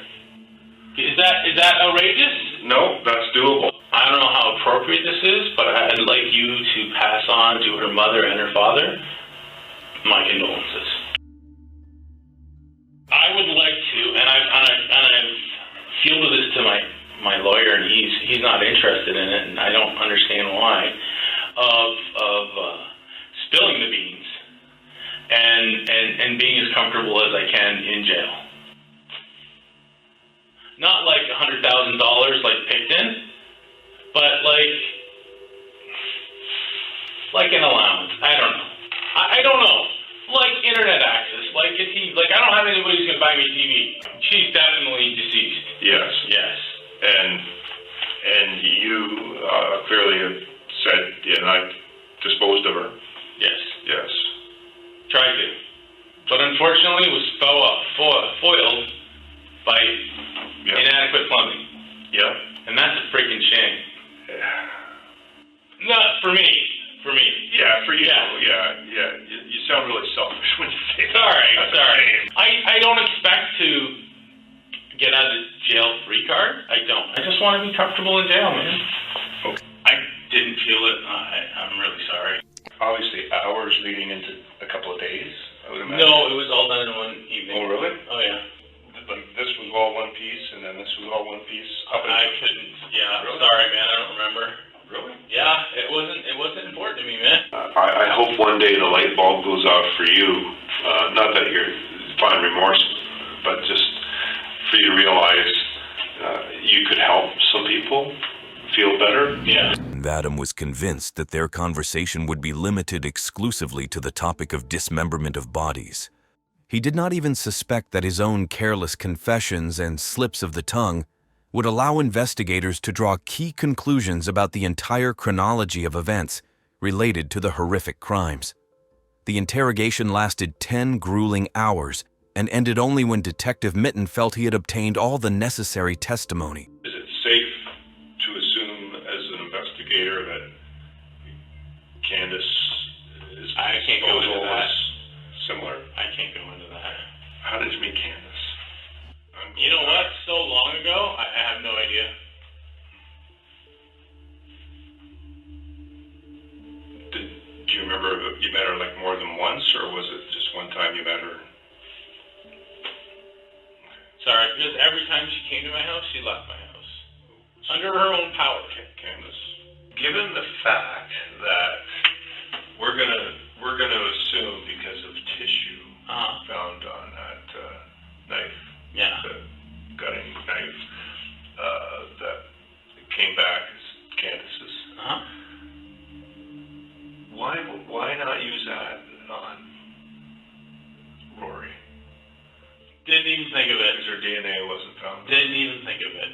I'm a real bad procrastinator, and that is really a detriment to myself. On September 28, 2020, when 12 years had passed since Candace's disappearance, And 3 years since Rora's disappearance, Adam Strong appeared in court on charges of these murders. Despite numerous evidence gathered against him, he refused to plead guilty to both counts. During the trial, the prosecution presented a powerful evidence base, including stunning records of interrogations that supported their case against Adam Strong. Testimony from Petra Danchin about the violence she suffered at the hands of the defendant further strengthened the weight of the accusations. Although Adam never revealed the details of Rora's death during interrogations, prosecutors built their case based on the available facts. According to their version, Strong lured the girl to his house by promising money for intimate services. As soon as she entered, he tied her up and brutally beat her with a hammer found in his home. Horribly, at that moment there was no one on the upper floor, so no one heard the desperate cries for help. After the murder, Adam dismembered Rora's lifeless body and threw the torso into Oshawa Harbor. Geolocation data from her mobile phone confirmed that on September 4th, a week before the discovery of human remains, Strong was in that area, which only strengthened the evidence against him. Prosecutors also expressed confidence that Candace suffered the same fate at the hands of the killer, although her remains had not been found at that time. Lawyers, however, insisted on Adam's non-involvement in Rora's death, claiming that death occurred as a result of a drug overdose, and their client was only trying to get rid of the body. As for Candace, the defense claimed that there was a lack of evidence that she had died in Strong's house at all. They also emphasized the limited size of the freezer, which could hardly hold the remains of 2 victims. However, having carefully examined all the evidence presented, Judge Joseph DeLuca came to the unshakable conviction of Adam Strong's guilt. He rejected the defense's arguments and found the prosecution's evidence convincing and incriminating. Strong tried to justify his actions with the traumatic experience of his childhood. According to him, at an early age, he was subjected to a brutal attack that left an indelible imprint on his psyche. Adam even expressed sympathy for the families of the deceased, but the sincerity of these words was highly doubtful. His behavior demonstrated an alarming level of indifference, lack of remorse, and signs of a split personality. The materials presented during the trial vividly demonstrated that Adam Strong was well aware of the severity of his actions and their consequences. He acted consciously and prudently, without feeling any remorse. In fact, the defendant viewed prison as a way to escape from life's troubles. In the face of unemployment and financial hardship, he was ready to exchange his freedom for the basic benefits that imprisonment could guarantee. The court found that Rory Hatch's death occurred as a result of an attack, so Adam Strong was found guilty of first-degree murder. As for Candace Fitzpatrick, his guilt was classified as manslaughter. In May 2021, Strong was sentenced to life imprisonment. In addition, for the murder of Candace, he received an additional 80-year term, which is to be served concurrently with life imprisonment. This is the maximum punishment provided for by the country's legislation. Although nothing could bring back the dead girls, Rory and Candace relatives felt that justice had finally prevailed. In July 2021, Strong provided valuable information about the location of Candace Fitzpatrick's remains. Thanks to his testimony, on November 4th of the same year, the police found the place where, according to the criminal, he had buried the girl's body. On November 8th, law enforcement officers finally managed to find human remains. After conducting the necessary examinations, on November 13th, they were officially identified as the remains of Candace. The final identification results were announced at a press conference on February 16, 2022. What exactly made Adam Strong change his behavior and start talking remains a mystery. Some suggest that he sought notoriety through his actions. However, despite the tragic circumstances that united their fates, the families of Rory Hatch and Candace Fitzpatrick continue to support each other, and together overcome the painful consequences of the horror they experienced. The cases of the murders of these girls have been solved. The victim's family was unspeakably happy after the announcement of the verdict for their daughter's killer, because they understood that he would never leave prison alive. But the investigation suspects that Adam Strong may be involved in other murders as well.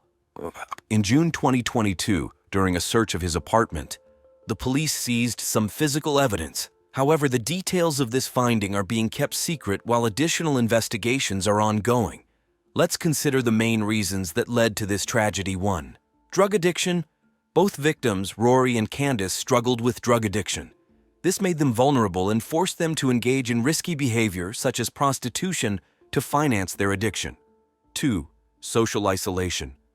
Although both girls had families who cared about them, their lifestyle often led to isolation from loved ones and support. 3. Insufficient attention from law enforcement. In the case of Candace Fitzpatrick, her father's initial reports of her disappearance were not taken seriously due to her lifestyle. Now, I would like to share some important tips on how to avoid similar situations in the future. 1. Fight drug addiction. If you or someone you love is suffering from drug addiction, seek professional help immediately. There are many rehabilitation and support programs that can help overcome addiction. 2. Stay in touch with loved ones.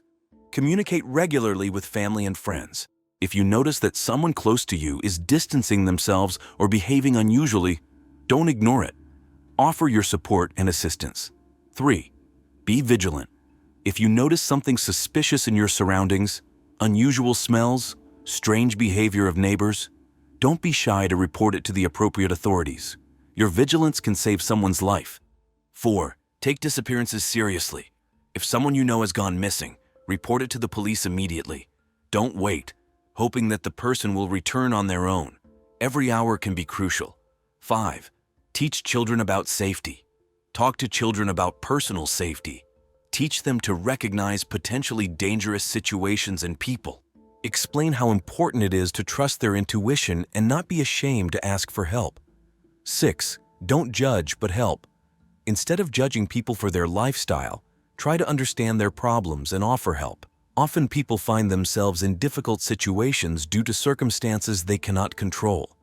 This tragic story of Rory Haish and Candace Fitzpatrick demonstrates to us how important it is to be vigilant and caring members of society. We all have a responsibility for the safety of our community. It is important to remember that criminals like Adam Strong often look for vulnerable victims. They may seem like ordinary people, but behind this mask lie dangerous intentions. Therefore, it is critically important to learn to recognize alarming signs and not ignore them. This case also highlights the need to reform the system for responding to missing persons. Regardless of the lifestyle of the missing person, every case must be investigated with the same seriousness and thoroughness. Perhaps if the police had responded more quickly to Candace's disappearance, the tragedy with Rory could have been prevented. Remember that safety is a shared responsibility. Each of us can contribute to creating a safer society. Be attentive to your surroundings, support those who need it, and don't be afraid to ask for help when you feel that something is wrong. Courtney Clenny, a young and attractive blonde who craved fame, found herself at the center of a scandal due to the tragic death of her boyfriend, Christian. Despite the girl's and her lawyer's claims of self-defense, the evidence gathered during the investigation points to a deliberate murder committed by Courtney. From the age of 13, Courtney, whose real name is Courtney Clenny, had a clear plan for achieving popularity. After moving with her family to Austin, Texas, she began her journey in show business by participating as an extra in films. The girl dreamed of becoming a Hollywood star and did not miss any opportunity, appearing in commercials for well-known brands such as Pepsi. The pursuit of fame and popularity from a young age can often lead to disastrous consequences, especially when ambition outweighs common sense and moral principles. Courtney understood that her attractiveness and charisma were powerful tools for attracting attention. She actively developed her career, appearing in music videos of popular performers and posing for the men's magazine Playboy. Later, she managed to land a few small roles on television and in movies. Along with her career in the entertainment industry, Courtney became passionate about fitness. Moving to Los Angeles in 2017 was a turning point. Her popularity on Instagram skyrocketed, turning the girl into a millionaire blogger. Subscribers admired her perfect body and dedication to a healthy lifestyle. However, behind the ideal image on social media, there were problems in Courtney's personal life. Her relationship with Christian, which began in 2020, quickly grew from passion into a toxic mix of jealousy, control, and aggression. Despite the luxurious apartment in Miami and the seemingly carefree life, behind the scenes of the relationship, scandals and violence were raging. Courtney Clenny, in her pursuit of popularity, did not miss any opportunity. Starting from 2015, she began appearing in music videos of famous artists. It was an important step in her career, as it allowed her to gradually move from being an extra to more prominent roles in advertisements and music videos. The path to fame is rarely easy and often requires gradual advancement, taking advantage of every opportunity. At the same time, Courtney posed for the men's magazine Playboy, which undoubtedly added to her recognition. Later that year, she managed to land a few small roles on television and in movies, which was another step in her career. However, Courtney did not limit herself to just the entertainment sphere. She also became passionate about fitness and decided to try her hand in this field. In 2017, the girl took a bold step moving to Los Angeles. This decision turned out to be fateful, as her popularity on Instagram skyrocketed, turning Courtney into a millionaire blogger. Subscribers were delighted with a beautiful and athletic girl who regularly shared her workouts and achievements. Courtney herself admitted that she was inspired by the example of another fitness model and decided to follow in her footsteps, participating in various fitness competitions. At these events, Courtney's body looked flawless, evoking admiration from the audience. Courtney's popularity on social media continued to grow rapidly, but it was not enough for the girl. She craved even greater fame and scale. It seemed that Courtney was ready to do anything to achieve her goal, and nothing could stand in the way of her ambitions.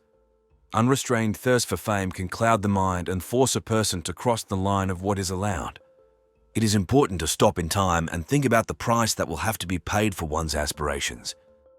In her pursuit of even greater popularity and financial success, Courtney Clooney decided to take a bold step, create an account on the OnlyFans platform. This social network allows users to create closed communities where subscribers get access to exclusive content for a monthly fee. Most often, the most popular content on OnlyFans is adult material. Platforms like OnlyFans can become a tempting way for young and ambitious people to get rich quick. However, it is important to understand the potential risks and consequences associated with producing and distributing adult content. Courtney created her OnlyFans profile under the pseudonym Courtney Clooney, maintaining some anonymity. In her profile description, she stated that she works as a full-time fitness model and has two beloved dogs, Jessie and Ranger. The girl was fully aware of her attractiveness and charisma, which would help her attract and retain the attention of subscribers. According to some reports, Courtney managed to earn over $3 million thanks to OnlyFans alone. This impressive amount testifies to her popularity and the willingness of fans to pay for access to her content. Financial success on platforms like OnlyFans can create the illusion of easy money and endless opportunities. In March 2022, shortly before committing a terrible crime, Courtney became a guest on the comedy podcast We're Not Miami. During the interview, she jokingly called herself a crazy toxic girlfriend. Although it sounded like a joke, there is often a grain of truth in such statements. This statement by Courtney may indicate her awareness of her own problematic character traits and unhealthy patterns of behavior in relationships. Perhaps she considered her toxicity and craziness as something attractive or even funny, not realizing the real consequences of such an attitude. Self-irony and jokes about one's own shortcomings can be a way to hide real problems and avoid responsibility for one's actions. It is important to take alarming signals in a person's behavior seriously, even if they are presented in the form of jokes. The We're Not Miami podcast became a kind of harbinger of the tragic events unfolding in Courtney Clooney's life. Her joke about craziness and toxicity turned out to be a chilling prediction of the future, which, unfortunately, became a reality. During her appearance on the podcast, Courtney Clooney was quite frank about her preferences in men. Without any hesitation, she stated that she prefers to date exclusively wealthy black guys. Moreover, Courtney emphasized her dislike for any control or instructions from a partner, which indicates her independent and strong-willed character. Such candid statements about racial and financial preferences when choosing a partner may indicate a superficial attitude towards relationships and a potential tendency towards mercantilism. The victim in this tragic story was Christian, also known as Toby Obums. Like Courtney, he was originally from Texas, but relatively little information is available about him. From the available data on social networks, it is known that Christian studied communications at Texas Tech University and was engaged in trading. Courtney and Christian met and started dating around 2020. Initially, they lived together in a hotel, but later moved to a luxurious apartment in a 53-story building in Miami. Their residence was located on the 23rd floor with a stunning view of the waterfront. The couple enjoyed all the advantages of a wealthy life, including a private elevator that took them directly to the door of their apartment. Despite Courtney's active presence on social media and her growing popularity, Christian was much more restrained in his online activities. He rarely appeared in public, and even in videos with Courtney, his presence was minimal. This may indicate his unwillingness to be in the spotlight or a certain discomfort with the publicity of their relationship. It seems quite strange that despite living together in a luxurious apartment in Miami, Courtney and Christian never flaunted their relationship on social media. Perhaps it was a conscious decision of the couple, or evidence of certain problems in their relationship that they tried to hide from prying eyes. The discrepancy between the public image and the real state of affairs in a relationship is often an alarming signal. If people excessively hide their personal life or avoid demonstrating their relationship, it may indicate the presence of serious problems or even abusive patterns of behavior. The luxurious apartment where Courtney Clooney and Christian Oboms lived was registered exclusively in the girl's name. According to available information, the monthly rent for this residence reached an impressive $10,000. At first glance, the couple enjoyed an ideal life of luxury and prosperity. However, behind the closed doors of their relationship, serious problems were hidden, invisible to the outside eye. An alarming signal about the unhealthy state of Courtney and Christian's relationship was the information about numerous police calls to their apartment. In the period from January 2022, when the couple moved into the apartment, until the moment of the tragedy, law enforcement officers were called at least 7 times. It is striking that all these incidents occurred within just 4 months of living together. On April 6, 2022, the world was shaken by the news of a brutal murder in this luxurious skyscraper. The media reported a fatally wounded man, but the name of the suspect in the crime had not yet been revealed. The police discovered the body of a 27-year-old victim with a fatal stab wound. Later, friends recognized the deceased as Christian Oboms and provided law enforcement with information that he lived in this building with his girlfriend, Courtney Clooney. The tragic death of a young person is always a great loss and shock for loved ones. It is especially chilling to realize that the murder took place in a place that was supposed to be a safe haven, one's own home. Initially, friends characterized Christian as a smart and energetic guy.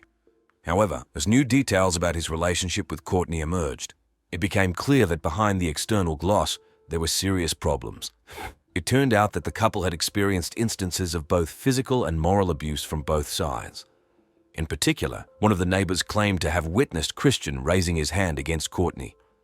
At the same time, the couple's friends spoke of instances when they saw Courtney hit Christian. Domestic violence is a serious problem that, unfortunately, is often hushed up and ignored. Victims often feel ashamed or afraid to talk about their experiences, especially when the aggressor is their partner. It is important to remember that violence can never be justified, and everyone deserves a healthy and safe relationship. These testimonies paint a chilling picture of a toxic and abusive relationship that led to a tragic denouement. Despite the outward glitz and glamour, behind the doors of Courtney and Christian's apartment, a real drama unfolded, full of pain, suffering, and violence. Despite the perfect picture that Courtney Clooney and Christian Oboms displayed on social media, the reality of their relationship was far from a fairy tale. It is enough to look behind the scenes of the glossy photos to discover the chilling truth, a toxic relationship full of violence and manipulation.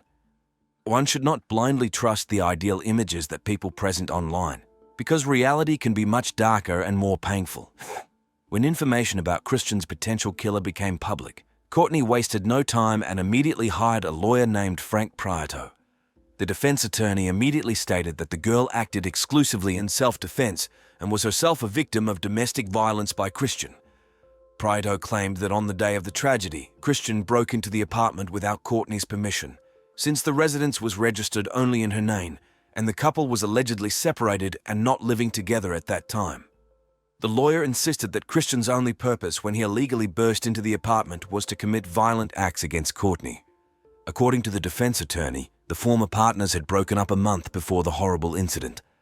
Courtney's mother said that her daughter was afraid to even leave the house, as her ex-boyfriend was constantly trying to break down the door, and when he failed to do so, he slept right on the stairwell, waiting for an opportunity to get inside. Obsession and stalking by former partners is a serious problem that can escalate into tragedy. Victims often feel helpless and frightened, not knowing how to protect themselves from the aggressor. A few days before the tragic incident, the police were called to Courtney and Christian's apartment. Law enforcement officers noticed bruises on the girl's arms and legs, which could indicate the use of physical force. According to the defense version, Courtney stabbed Christian only after he knocked her to the floor and tried to grab her by the throat. This situation allegedly forced the girl to resort to radical measures to save her own life. However, despite all the lawyers' arguments, many questions and doubts remained about the veracity of this version of events. Was Courtney really a victim defending herself from an attacker, or was there something more sinister and premeditated behind it? Write your opinion in the comments. Christian Obens's family was shocked and outraged by the statements of Courtney Clooney's lawyer about self-defense. They categorically refused to believe that the knife wound that led to the death of their son and brother was justified and necessary for protection. Loved ones described Christian as a caring, kind, and athletic guy who could not pose a threat to his girlfriend. As it became known, the murder occurred on April 3, 3 days before the media picked up this news and it gained publicity. According to the autopsy results, Christian received a penetrating stab wound to the chest, which caused him fatal injuries. The blade entered the body to a depth of 7.5 centimeters, which indicates the force and intent of the blow. However, Courtney Clooney's behavior after the incident raised even more questions and outrage from the public. On October 8, just 5 days after she killed her boyfriend, the girl was spotted in a bar in Miami with her father. It seemed that she felt quite well and did not show any signs of stress or worries about what had happened. Such brazen and carefree behavior of a murder suspect is shocking and outrageous. It is hard to believe that a person who has just taken the life of their partner can return to their usual way of life so quickly, as if nothing had happened. This may indicate a lack of remorse, empathy, and awareness of the consequences of one's actions. One of the bar patrons who knew about the murder situation filmed a viral video in which he tried to shame and expel Courtney from the establishment. In the recording, you can hear the woman being indignant at the fact that the suspect in the murder came to drink and have fun as if everything was fine. This video quickly gained popularity on the web, and in the comments, people expressed the same feelings of anger and indignation at Courtney's act. Viewers could not understand how a girl who had cold-bloodedly killed her boyfriend just a few days ago could be so mentally balanced and carefree. Her behavior defied common sense and raised many questions about her true role and motives in this terrible crime. One of the most outrageous aspects of this case for the public was that Courtney Clooney was not arrested immediately after the incident. Instead of ending up behind bars, the girl continued to live her usual life as if nothing had happened. In June 2022, she returned to her hometown of Austin to be closer to her parents. There, Courtney bought a luxurious house worth almost $1.5 million and transferred the same amount to her father's account. People could not understand how a girl who had just taken another person's life could continue her existence so carelessly, as if nothing had happened. It seemed that Courtney did not expect any consequences for what she had done and felt absolutely unpunished. Another detail that constantly attracted public attention was the racial aspect of this case. A beautiful white girl killed her black boyfriend and did not face punishment for it. In society, and especially among Christians' relatives and friends, there was a growing sense of injustice and the existence of certain privileges for an attractive white woman. Racial inequality and bias in the justice system is a painful and long-standing problem in our society. When a criminal avoids punishment because of their skin color, status, or appearance, it undermines trust in the law and generates feelings of helplessness and anger among the victims and their loved ones. An interesting fact was that Courtney's father, as it turned out, was unaware of his daughter's account on the OnlyFans website. This is a platform where users can share explicit content with their subscribers for money. Considering that Courtney had huge wealth and could afford to buy a house for $1.5 million, the question arises, how did her father explain to himself the origin of this money? This detail adds even more confusion and suspicion to an already convoluted and chilling story. Did Courtney's father know about her real life and sources of income? Or was he perhaps part of some scheme himself or covering up his daughter's illegal activities? The long-awaited arrest of Courtney Clooney took place on August 10, 2022 in Hawaii, where she was staying in a rehabilitation center. The reason for her stay in the facility was substance abuse and post-traumatic stress disorder. After being detained, Courtney was taken to Florida, where the next day, August 11, she was officially arrested on charges of second-degree murder. Now let's consider the official version of the events of that fatal day and the timeline, according to the prosecution. On Sunday, April 3, 2022, Christian Obams left the apartment he shared with Courtney in Miami around 1 o'clock in the afternoon. Later, at 4:23 p.m., he returned home with sandwiches for himself and his girlfriend. An interesting fact is that shortly before Christian's return, namely at 4:01 p.m., Courtney was live streaming on Instagram for her followers. In the video, she was wearing the same clothes that the police later photographed her in after the incident. This detail caught the attention of many people working on the case, as Courtney's behavior seemed strange and inadequate. The fact that the suspect was acting so carefree and relaxed shortly before the tragedy raises many questions. Could she have been planning something terrible while being live, or was it perhaps an attempt to create an alibi? Or maybe her strange behavior was the result of using some substances that affected her consciousness and actions. Many people had the feeling that Courtney was under the influence of psychoactive substances during the live stream. Her manner of communication, gestures, and facial expressions seemed unnatural and strange. This observation only heightened suspicions about her possible involvement in the subsequent tragic events. The question remains open. Was this live stream a spontaneous decision by Courtney, or perhaps part of some sinister plan? Was she trying to deflect suspicion from herself in this way, or create an impression of normality before committing a terrible crime? On that fatal day, Courtney noticed that Christian had turned off the location tracking on his phone when he went out for sandwiches. This detail became another reason for conflict, as jealousy and distrust were constant companions in their relationship. When Christian returned a few hours later, he turned the geolocation back on, but it did not appease Courtney. Obsession with a partner and the desire to control their every step are clear signs of a toxic and abusive relationship. When trust disappears and jealousy becomes all-consuming, it can lead to tragic consequences. Between 4:43 p.m. and 4:49 p.m., Courtney called her mother twice. The first conversation lasted 6 minutes and the second 7 minutes. And it was in the interval between these calls that the irreparable happened. Courtney struck Christian with a serrated kitchen knife. Courtney's mother claimed that she heard her daughter repeating that Christian was lying about something. This phrase may indicate a tense atmosphere and a conflict that was unfolding at that moment. Only at 4:57 p.m. did Courtney finally call 911, summoning an ambulance. At the same time, neighbors, alarmed by the noise, reported the incident to the building's security service, which in turn called the police. The delay in calling emergency services after a violent incident always raises suspicions. Why didn't Courtney immediately call 911 if it was self-defense? Every minute was worth its weight in gold when it came to saving Christian's life.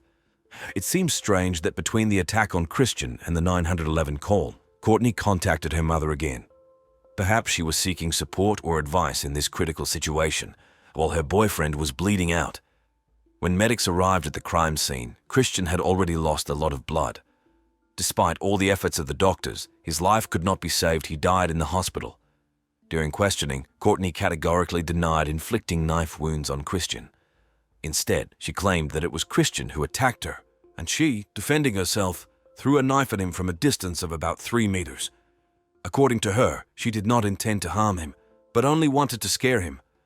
Courtney's version of self-defense and accidentally throwing a knife from a distance of 3 meters seems highly doubtful. Firstly, hitting a moving person with a knife from such a distance is practically impossible without special training. Secondly, the nature of the wounds indicated a targeted strike at close range, not an accidental hit. The forensic expert who performed the autopsy on Christian's body also refuted Courtney's version. In his professional opinion, inflicting such a knife wound from a distance of 3 meters could only be done by a professional knife thrower, not an ordinary girl. However, Courtney continued to insist on her testimony. Interestingly, despite the seemingly luxurious and carefree life of the couple, there are several strange facts in their biography. For example, a few months before the incident, Courtney was behind on rent for the luxurious apartment. The matter went so far that on March 21, 2022, the Miami court issued a decision to evict her for non-payment. A logical question arises. If Courtney was really earning such big money, why couldn't she pay for the housing she herself chose to live in? There are also some facts from Courtney's past that draw attention. In 2018, another woman from Austin sued her for inflicting bodily injuries and material damage as a result of a car accident. This case was settled out of court, and in 2022, shortly before the tragedy with Christian, Courtney was arrested in Texas for driving under the influence. This was already the second such offense in her biography. Although these incidents are not directly related to Christian's murder, they demonstrate certain behavioral patterns and problems with the law in Courtney's life. A propensity for aggressive driving and alcohol abuse may indicate general instability and destructive tendencies. Friends of the couple said that at the beginning of the relationship, Courtney and Christian were truly in love and happy. But over time, their relationship became toxic and unhealthy. Constant quarrels, jealousy, insults, and even physical violence became common companions of their life together. The couple regularly broke up and got back together, unable to break this vicious cycle. Any little things could become a reason for conflict, such as Christian looking at another girl. Courtney, who abused alcohol, became especially aggressive and uncontrollable at such moments. Christian's friends noticed that due to constant scandals and insults from the girl, he became more withdrawn and distant. Courtney herself actively tried to isolate the guy from his family and friends. Acquaintances of the couple also told about repeated cases of physical violence by Courtney. She could push, hit, or even spit in Christian's face during an argument. Once, the girl even pushed him down the stairs at a house party. In moments of particular rage, Courtney would literally smash everything around her like a hurricane. Despite this, Christian continued to believe in the relationship and hope for the best. He wrote messages to Courtney saying that he loved her and wanted to work on the relationship. Moreover, when the girl's career took off, Christian became her personal assistant. He helped with the shooting schedule, organizing photo shoots, and so on. Courtney even promised him a percentage of the income from her OnlyFans page.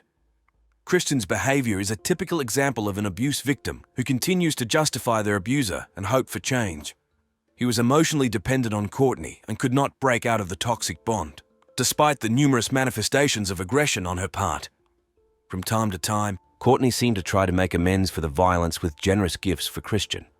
However, this was more manipulation than sincere remorse. Verbal apologies from the girl were out of the question. Instead, she created the illusion that expensive presents could compensate for the insults and pain inflicted, and Christian fell into this trap again and again. This pattern of behavior is a typical cycle of violence in abusive relationships. Periods of escalation and aggression are replaced by a honeymoon phase, when the abuser tries to make amends with gifts and promises to change.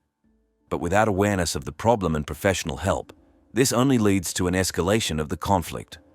Christian's friends also noted that the more fame and money Courtney gained, the less often she was sober. The girl abused not only alcohol, but also, probably, narcotic substances. This only intensified her unstable emotional state and outburst of aggression. One of the most shocking videos that sheds light on the true nature of the relationship between Courtney Clooney and Christian Obams was captured by a surveillance camera in the private elevator of their building. In the recording, it is clearly visible how Courtney repeatedly hits Christian in the face and also aggressively pulls his hair. At the same time, Christian does not resist and even tries to calm the enraged girl. This video recording is indisputable evidence of domestic violence by Courtney. The fact that such incidents occurred even in public places, such as an elevator, indicates a sense of complete impunity and lack of boundaries in her behavior. Christian's reaction is a typical example of an abuse victim trying to avoid escalation of the conflict by appeasing the aggressor. But the most shocking revelation was that 2 months before Christian's murder, in February 2022, Courtney cheated on him. It turns out that her own infidelity and guilt were the real reason for the morbid jealousy and control towards Christian. By projecting her own unfaithfulness onto her partner, Courtney was probably trying to justify her own destructive behavior. This betrayal became another reason for a scandal, during which Courtney grabbed a knife and tried to injure Christian in the face. Although she did not manage to hit the target, she cut his throat instead. The wound turned out to be quite serious, and Christian had to have stitches. In addition to physical violence, Courtney regularly kicked Christian out of their shared apartment and humiliated him with racist insults. This behavior is a manifestation not only of the toxicity of the relationship, but also of deeply rooted prejudices and discrimination. Despite all these alarming facts, Courtney's lawyers persistently tried to get her released on bail before the start of the trial. During the court hearings in December, the girl displayed ostentatious emotionality and cried in front of the jury. Her defense built a strategy on the fact that the murder of Christian was an act of self-defense, and Courtney herself became a victim of domestic violence. However, the judge did not succumb to these manipulations and denied release on bail. Attempts to present Courtney as a victim, despite numerous evidence of her aggressive and controlling behavior, is a typical defense tactic in such cases. Manipulation of emotions, attempts to shift the blame onto the victim, all this is designed to sow doubt in the jury and gain leniency. But the facts remain facts, and they are clearly not on Courtney's side. At the time of the tragedy on April 3, 2022, There was no doubt that it was Courtney Clooney who took Christian Obams's life. The only question that still needed an answer was whether it was a premeditated murder or an act of self-defense. Courtney herself continued to insist on her innocence and shift responsibility onto the victim. Currently, the girl is in a Florida prison awaiting the final verdict of the court. Her behavior during interrogations raises many questions and surprises. Before the investigator arrived, Courtney talked to herself and allegedly prayed for Christian, although her clothes were completely soaked in his blood. When the detective finally appeared, she apologized for her appearance, as if that was the biggest problem at that moment. Even stranger was Courtney's reaction to the news of Christian's death. When a law enforcement officer informed her of this news, she began to dramatically gasp for air and grab her head. Although people react differently to grief, her behavior seemed unnatural and exaggerated. And the most shocking moment was when Courtney asked to hug one of the investigators, as if seeking comfort and support from him. Courtney's behavior during the interrogation raises many questions about her mental state and the sincerity of her emotions. Her actions seem strange, inadequate to the situation, and possibly calculated to evoke sympathy. But knowing the backstory of her relationship with Christian, these attempts at manipulation look especially cynical and outrageous. Throughout the interrogation, Courtney kept repeating that she needed to hug her mom, that the detectives were joking with her, and that this was all just some terrible dream. She refused to acknowledge the reality of what had happened and take responsibility for what she had done. Christian's family, filled with grief and indignation, filed a civil lawsuit against Courtney. They demand compensation from her for all expenses related to the funeral and court proceedings. But most importantly, they seek justice and recognition of the suffering they endured through the loss of a son and brother. Courtney's lawyers, in turn, continue to appear on television and insist on the version of self-defense, portraying their client as a victim of circumstances. Attempts by the defense to present Courtney as a victim in this story look particularly cynical against the backdrop of all the evidence gathered. Even if we assume that there was mutual violence in their relationship, the facts indicate that it was Courtney who is the main aggressor and the toxic element. Her desire to control, humiliate, and dominate her partner cannot be justified by any circumstances. Undoubtedly, this case will long be the subject of discussion and research.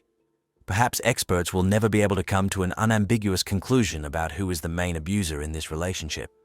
But now, when Courtney is behind bars awaiting a verdict, her attempts to manipulate the system and public opinion look particularly unacceptable. Regardless of the final decision of the court, this tragic story should serve as a reminder to all of us about the importance of healthy, safe, and equal relationships. Domestic violence, toxicity, and abuse are problems that require serious attention and decisive action from society. We cannot allow such situations to remain without proper response and punishment for the guilty. Only in this way can we prevent new victims and build a more harmonious world for all. Some crimes remain unsolved for years, even decades.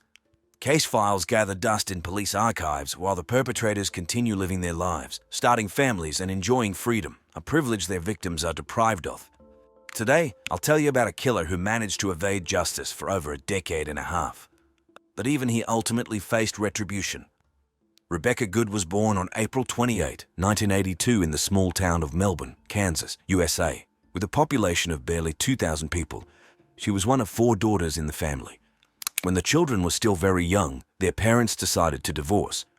The process proved extremely unpleasant for all family members. The father made every effort to gain custody of his daughters, but the court sided with the mother. Despite the difficulties in separation, all the sisters maintained a relationship with their father. They were very close to each other and always took care of one another. As a teenager, Rebecca enrolled in a community college in Arkansas. To live closer to her place of study, she moved to the largest city of Fayetteville, with a population of around 100,000. Here, the girl pursued her education, worked part-time jobs, and prepared to enter university. Rebecca settled into an apartment with her younger sister Danielle, who was also her best friend. A couple weeks after moving, the sisters returned to their hometown of Melbourne to spend time with family and friends. 22-year-old Rebecca, after visiting with relatives, drove Danielle to her boyfriend's house and then went to see her own boyfriend Casey. At that point, they had been dating for about a year. Casey lived in a trailer located on his parents' property. They all had a wonderful weekend together. And then, little by little, they began getting ready to return to their usual work routines. On the morning of Monday, September 20, 2004, Rebecca drove her boyfriend to his job at a fast food restaurant. After that, the girl was seen buying breakfast. Rebecca stopped by a store where she ordered coffee and a sandwich. She planned to pack her things to head back home, where she and her sister were studying. Returning to her boyfriend's trailer, the girl decided to take a little nap, feeling exhausted after an almost sleepless night. Around noon, Rebecca was supposed to pick up Danielle from her boyfriend's place, but the younger sister waited in vain for the older one. The girl assumed Rebecca's plans had changed, so by evening she made her own way to their parents' house. There she gathered some things for the trip and went to bed. The next morning, Danielle hoped to meet her older sister, but she never returned. The girl called Casey, but he hadn't spent the night at home and knew nothing about his girlfriend's whereabouts. The young man was certain Rebecca was long home by now.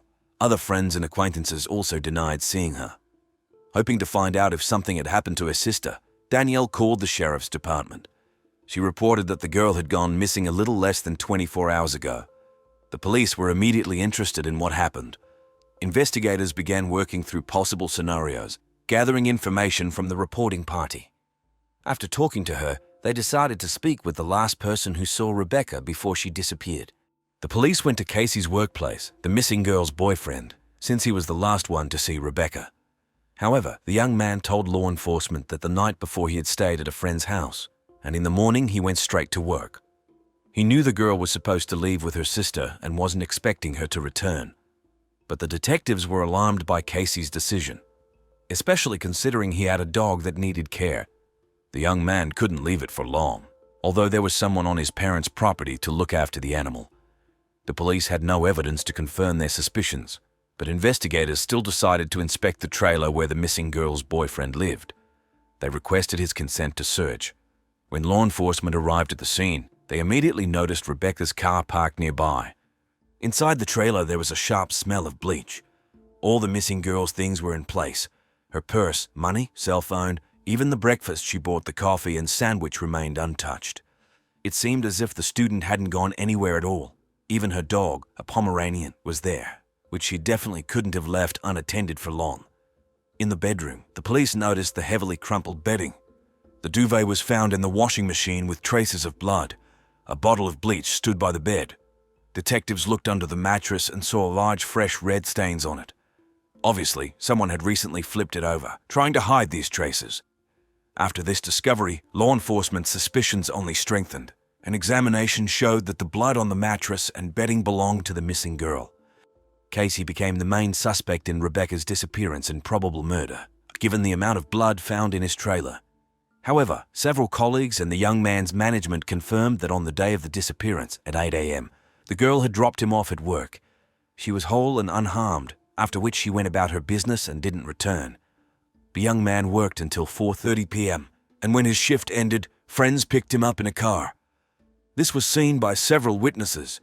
Casey went to the movies with his buddies for an evening showing, and then they headed straight to one of the friends' houses. The tired young man went to bed and didn't get up until the morning of September 21. From there, he went directly to the fast food restaurant. The friend also confirmed Casey's alibi. It seemed the young man had solid proof of his non-involvement, so there were no grounds for arrest. But investigators still didn't completely rule him out as a suspect. They continued carefully examining the crime scene. All the girl's things remained in the trailer, with the exception of the suitcase she usually took with her on trips. Police suspected that the body could have been hidden in it. Another interesting detail was the absence of one of the legs of the piano that stood in the trailer. According to Casey, this leg had long been loose and would fall off if you bumped the instrument, but he didn't know where it had gone. Maybe it rolled somewhere. Among the versions regarding Rebecca's disappearance, the possibility of her running off with her ex-boyfriend Justin was also considered. The police contacted him, but the young man assured that he had not seen the missing girl and had not maintained any relationship with her for a long time. Meanwhile, the search for Rebecca continued, and a week later, law enforcement received alarming news. On September 27, 2004, the body of the 22-year-old student was found in a ravine near the road. A random witness came across a pit formed by a mound, at the bottom of which lay the dead girl. The victim of the brutal attack was wearing only a t-shirt and underwear. During the autopsy, the medical examiner determined that Rebecca had died about a week ago. This meant that it was on Monday, September 20, after she dropped her boyfriend off at work, that an unknown criminal attacked and killed her. The girl received 2 separate blows to the head with a blunt object. The first broke her nose, and the second was fatal, fracturing her skull. Numerous bruises were found on Rebecca's body, indicating a brutal beating. Interestingly, the shape of the injuries matched the mark that could have been left by the broken leg of the piano, which was not found in Casey's trailer. It was considered the murder weapon, but this piece of evidence could not be found next to the body. The medical examiner found no signs of resistance, so the girl apparently did not expect the attack. So the attack on her was committed by someone she knew, or she was attacked from behind. There were also no signs of sexual assault, so that was not the motive for the crime. Among Rebecca's injuries, a fracture of the hyoid bone was recorded, indicating prolonged and forceful strangulation. After the body was discovered, law enforcement again turned their attention to Casey. Witnesses reported that the girl had long wanted to break up with him, considering the young man to be the main cause of problems in the relationship. His possessive attitudes provoked most of the conflicts, which only intensified after Rebecca moved to another city to study. However, Casey had a reliable alibi. Nevertheless, detectives and many local residents were convinced that he was guilty of the brutal attack, since the murder took place in his house. Investigators desperately tried to link Casey to this tragedy, so they carefully checked all the information about him. But at every stage, the young man had confirmation of his alibi. He was seen by colleagues at work. Benny spent time with friends. There were tickets and payment receipts left. The next morning, Casey showed up at work again and spent the whole day there. His alibi ruled out the possibility of him committing any criminal acts against Rebecca, with whom he couldn't even have crossed paths, unless he slipped away from work unnoticed, but detectives considered that probability too low. Casey worked in a fast food restaurant, constantly in plain sight, so his absence would have been noticed immediately. It was assumed that the girl could have been attacked not on Monday morning, but on Sunday evening, when the young man had no alibi. But here too a contradiction arose. Eyewitnesses claimed that it was Rebecca who brought her boyfriend to work in her car on Monday morning. Moreover, she then stopped by the store to buy breakfast, where she was also seen. The salesman remembered the girl buying a sandwich and a donut, which were later found in her boyfriend's trailer. This confirmed that the employee was not mistaken. So the version about the attack on Sunday had to be quickly discarded. Everything indicated that Rebecca returned to the trailer, and it was there or somewhere nearby that she was attacked. After all her things remained inside, but no signs of a break-in were found in the dwelling, which meant that the girl most likely opened the door herself to someone she knew, or the door wasn't locked at all. Of course, after Casey, other members of his family who lived on the property where the trailer stood fell under suspicion. They all could have communicated and seen the girl, in fact had free access to the young man's home. But it turned out that the father of the family was out of town during that period. He worked as a truck driver and was on an intercity route. Casey's siblings also provided alibis that were quickly confirmed. It turned out that none of his relatives living on the property could have attacked the girl. Meanwhile, the police continued to communicate with the main suspect, Casey, trying to find out new details about the last days of Rebecca's life. The young man admitted that on Sunday evening he saw his cousin, 27-year-old William Miller. He was passing by and stopped for a few minutes at the driveway to talk. Although the visit was brief, investigators latched onto this information. Everything indicated that the victim knew her killer, and it could have been anyone. It became known that William had come to town to help his mother move back from Texas. He arrived that same evening and was in the city during the period of the girl's disappearance, which looked suspicious. Could William have had a motive for committing the crime? To get more information, detectives spoke with him, but couldn't find out anything new. He only confirmed talking to his cousin on Sunday evening, after which he left without seeing Rebecca. Another suspect was a girl named Jenny Fertner, who had long been at odds with Rebecca over her ex-boyfriend Justin. But this time, too, the police failed to find evidence of her involvement in the attack. At the time of the murder, she had a reliable alibi.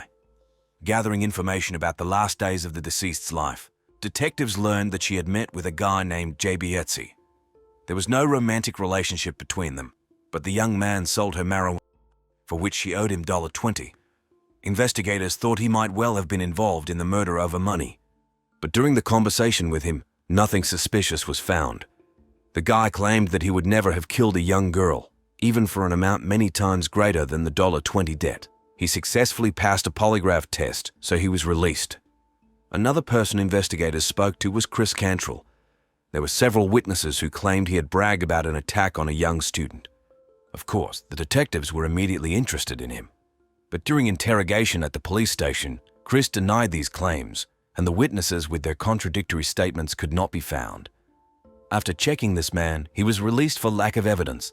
Moreover, he had an alibi. After this episode, the investigation reached a dead end. Despite public anxiety and pressure from the victims' relatives, the process stalled and did not move forward for several years. During this time, Rebecca's parents constantly reminded about themselves, repeatedly asking for police documents on the case. But they were refused. Eventually, the parents hired a private detective, hoping he could shed light on the circumstances of their daughter's tragic death. But even the professional failed to uncover new details of the bloody attack. Rebecca's relatives even announced a $25,000 reward for information that would help find the killer. But even this did not move the investigation from a dead end. Only in the late 2010s did the case unexpectedly receive a new impetus. Several podcasts covered the girl's brutal murder, drawing public attention to the unsolved crime. In 2018, another episode dedicated to Rebecca's death was released. The host, who was originally from the area, invited the deceased's relatives and friends to talk. They shared their versions of what could have happened. During the interview, one of the witnesses provided shocking information. He personally heard Casey bragging about killing Rebecca. According to this person, they worked together, and one time, when the young man got drunk, he confessed to the deed. But the credibility of this testimony was in doubt. First, Casey's confession allegedly took place 8 years ago, when he was intoxicated. Moreover, the witness was also under the influence, and despite all this, for some reason he did not report what he heard to the police. It's quite possible that his story for the podcast was just an attempt to attract attention to himself, to get publicity. In addition, it turned out that this witness's wife had an affair with Casey, so the man could just be looking for a way to get back at his rival. However, even this dubious information forced detectives to return to the investigation and take up the case with renewed vigor. In 2020, a new special agent with the Arkansas State Police was ordered to reopen the investigation into Rebecca's murder. He decided to start from scratch. First of all, he interrogated everyone who could have been involved in the crime. During numerous conversations, the investigator only confirmed the old alibis. And suddenly it turned out that the only person who was in Casey's trailer shortly before Rebecca's death and had no alibi was his cousin William Miller. The police had spoken to him back in 2004. But at the time he denied any involvement in the murder. Since then, William had been completely forgotten about. But it turned out that over the years he had divorced his wife and moved to the Philippines. There he got into a relationship with another woman, with whom he started a new family and had 2 children. In the Philippines, William owned a large farm of about 12 hectares, where the family raised livestock and tended plantations that provided them with a livelihood. The couple's older son spoke English quite well, while the younger daughter knew only a few phrases, preferring the local Bisaya language. William himself worked in the oil industry and taught at the School of Equatorial Hygiene. The police suspected that his life abroad was actually related to an attempt to avoid paying taxes. After all, although he was an employee of a North American company, being outside the United States, he did not have to pay taxes. So William constantly shuttled between the Philippines, West Africa, and the United States. He visited his homeland to see relatives, get treatment, and periodically appeared at the office of the oil company he worked for. In any case, the new investigator who took over the investigation was eager to talk to this suspicious man. Unfortunately, due to his constant traveling, it was not easy to contact him. The detective had to be patient and wait for William's return. Intuition told him that Casey's cousin might know more about the brutal attack of 2004 than he had told at the time. Back in 2019, several journalists created a social media group dedicated to this unsolved crime. Interestingly, William joined it quite quickly. Of course, he had no idea that he was under the close attention of the police, because the details of the reopened investigation were kept secret. William's name did not appear in any of the podcasts, and no one outside considered him a suspect. He was a little-known member of Casey's family, with whom few people communicated closely. Therefore, this person was simply forgotten about, but for detectives, he had long been on the list of potential criminals. On the day of the murder, William had been in town for several days, helping his mother move, and in fact had access to Casey's trailer. It was this fact that caught the attention of the new investigator, and also the fact that shortly after the crime, the suspect left the country, which also looked strange. When William joined the social media group, he immediately aroused the interest of other members. The fact is that all the subscribers knew each other, had their own close-knit community, and then suddenly a man who lived so far away in the Philippines and could hardly know anything about this case joined, so his excessive interest seemed suspicious. At the same time, William demonstrated a surprisingly good knowledge of the circumstances of the murder, was literally obsessed with this topic, time after time commenting on the details of the student's death, sending newspaper clippings and eyewitness accounts that other group members did not have access to and which had not yet been made public. Community subscribers claimed that William talked about the place where the girl's body was found and also shared his suspicions that Casey's neighbors were involved in the crime. This greatly alarmed the other members of the group.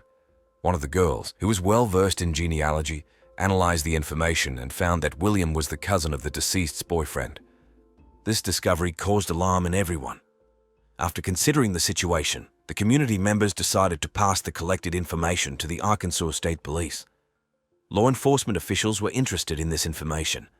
William's behavior his joining the group, his obsessive discussion of the murder theme resembled the actions of a criminal who monitors the progress of the investigation and tries to lead the investigation in the wrong direction. But the police's hands were tied because the suspect was in another country and there was no way to interrogate him. Although there was an extradition agreement between the USA and the Philippines, more compelling grounds were needed to extradite a person. All that remained was to wait for William to return to the States on his own. In order not to miss his arrival, law enforcement officials warned the customs services. The man's passport was entered into the appropriate database. It was assumed that the system would automatically report his appearance at the border, and then customs officers would quickly contact the police. And so it happened. In October 2020, William flew to Arkansas to visit his family, who now lived there. The detective learned of his arrival. When police called the suspect's mother, she assured that her son had not appeared in the country for over a year. But this was a lie because law enforcement officials already knew that he had crossed the US border. Later, the woman explained her insincerity by the fact that she did not believe in the conversation with the police and thought that some ill wishers of William were trying to find him.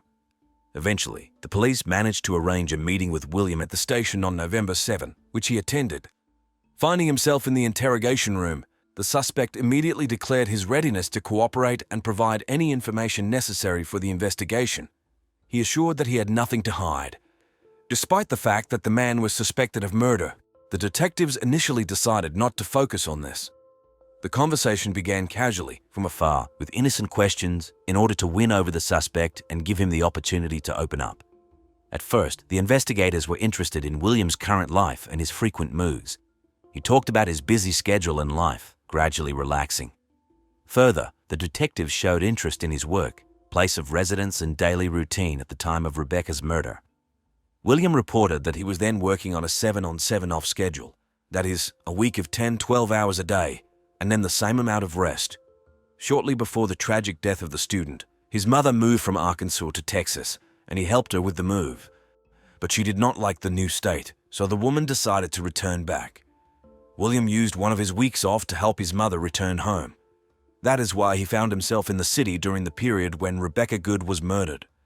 The police gradually approached the most important questions.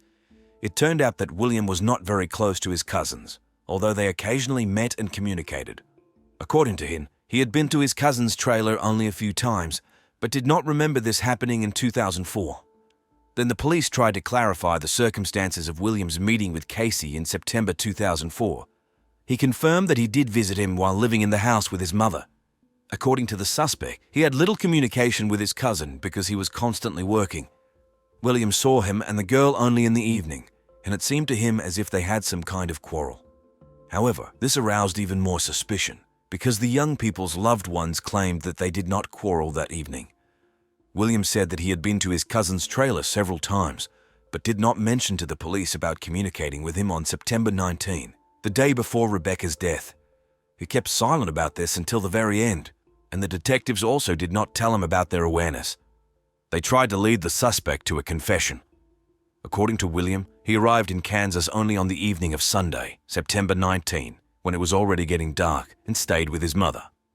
In the morning, they took his younger brother to school together, and then spent the whole day packing things. On Tuesday, William rented several trucks for the move. It was during this period that police officers who came to search began working around his cousin's trailer. But he never mentioned seeing Casey and Rebecca. After that, the detectives told about their awareness of the communication between Casey and William on September 19, 2004. However, the suspect began to deny that he did not remember exactly and suggested that this meeting took place at a different time. The detectives continued to maintain a relaxed atmosphere and asked the man to provide DNA samples. He immediately refused, explaining that his DNA could have remained on the furniture items during his cousin's visit. The detectives explained to William that they would compare the DNA not with samples from the furniture, but with specific physical evidence from the crime scene. But they still could not convince him. In fact, no DNA of the killer was found at the crime scene, so the detectives just wanted to check his reaction.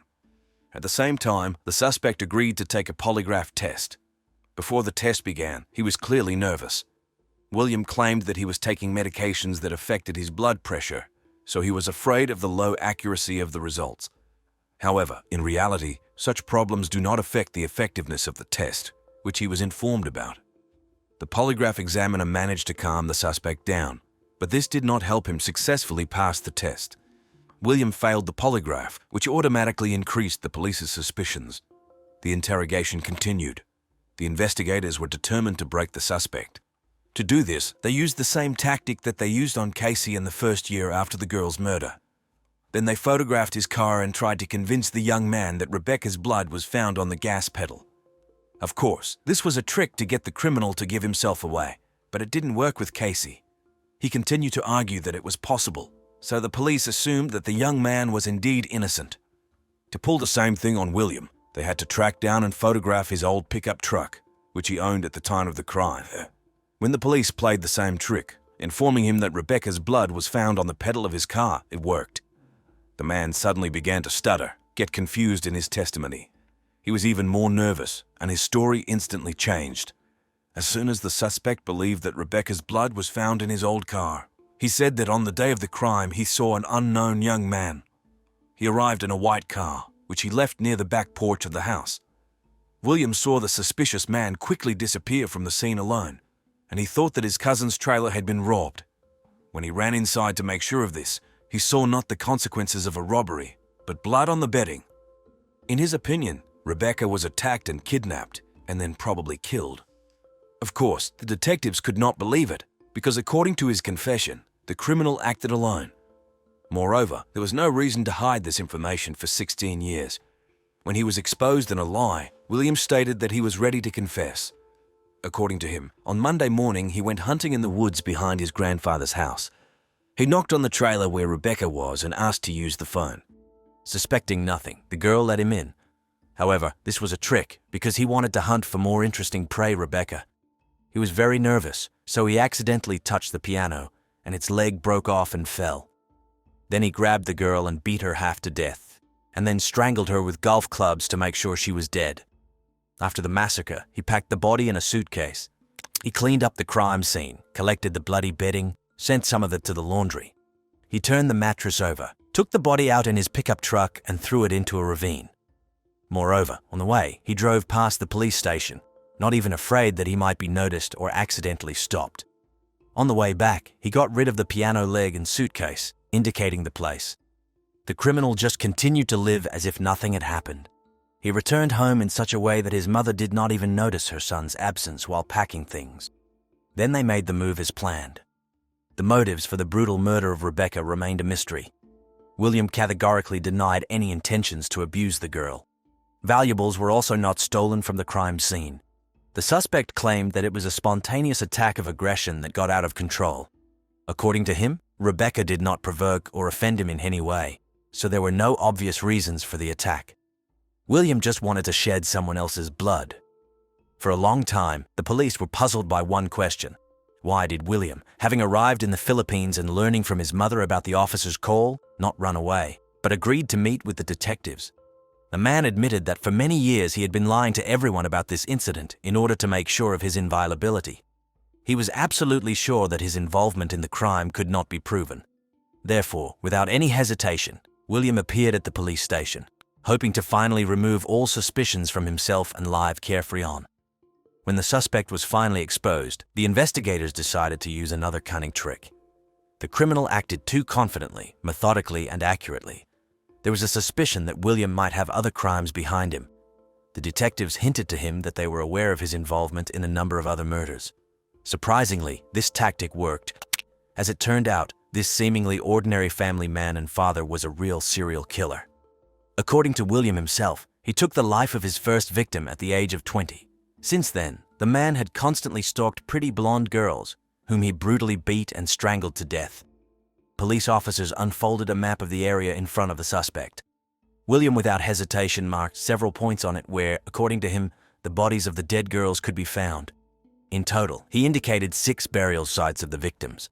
4 of them, according to the killer, were girls of easy virtue, and 2 were random passers by whom he chose for no apparent reason. Later, William let slip that in addition to these victims, there could be 5 more girls whose disappearances occurred under similar circumstances.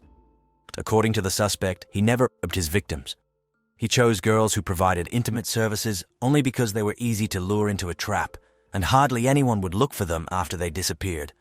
He admitted that he felt incredible excitement at the moment when the victims undressed, and then suddenly attacked from behind and strangled them with their own clothes. At this point, William's revelations about the fate of other victims stopped. He no longer wanted to talk to the investigators. The court took into account all the evidence, and the man was sentenced to life imprisonment without the right to release.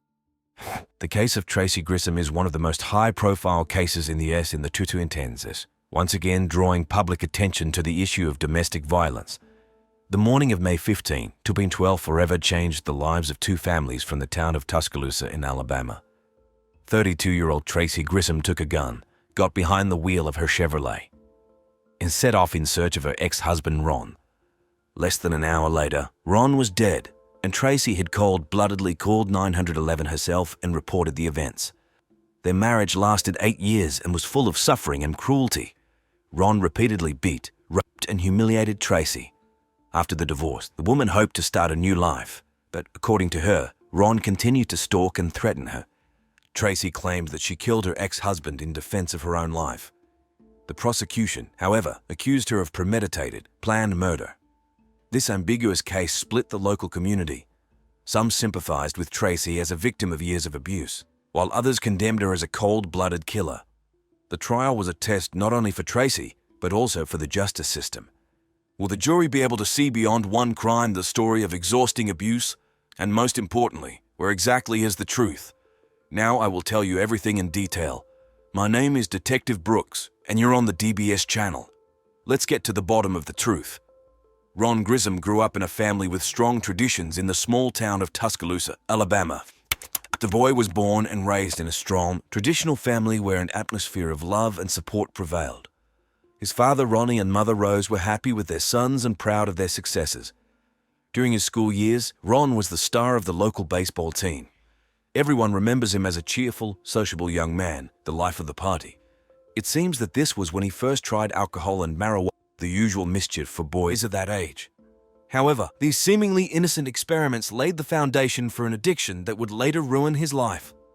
After school, Ron, as befits, went to work with his father in the family construction business.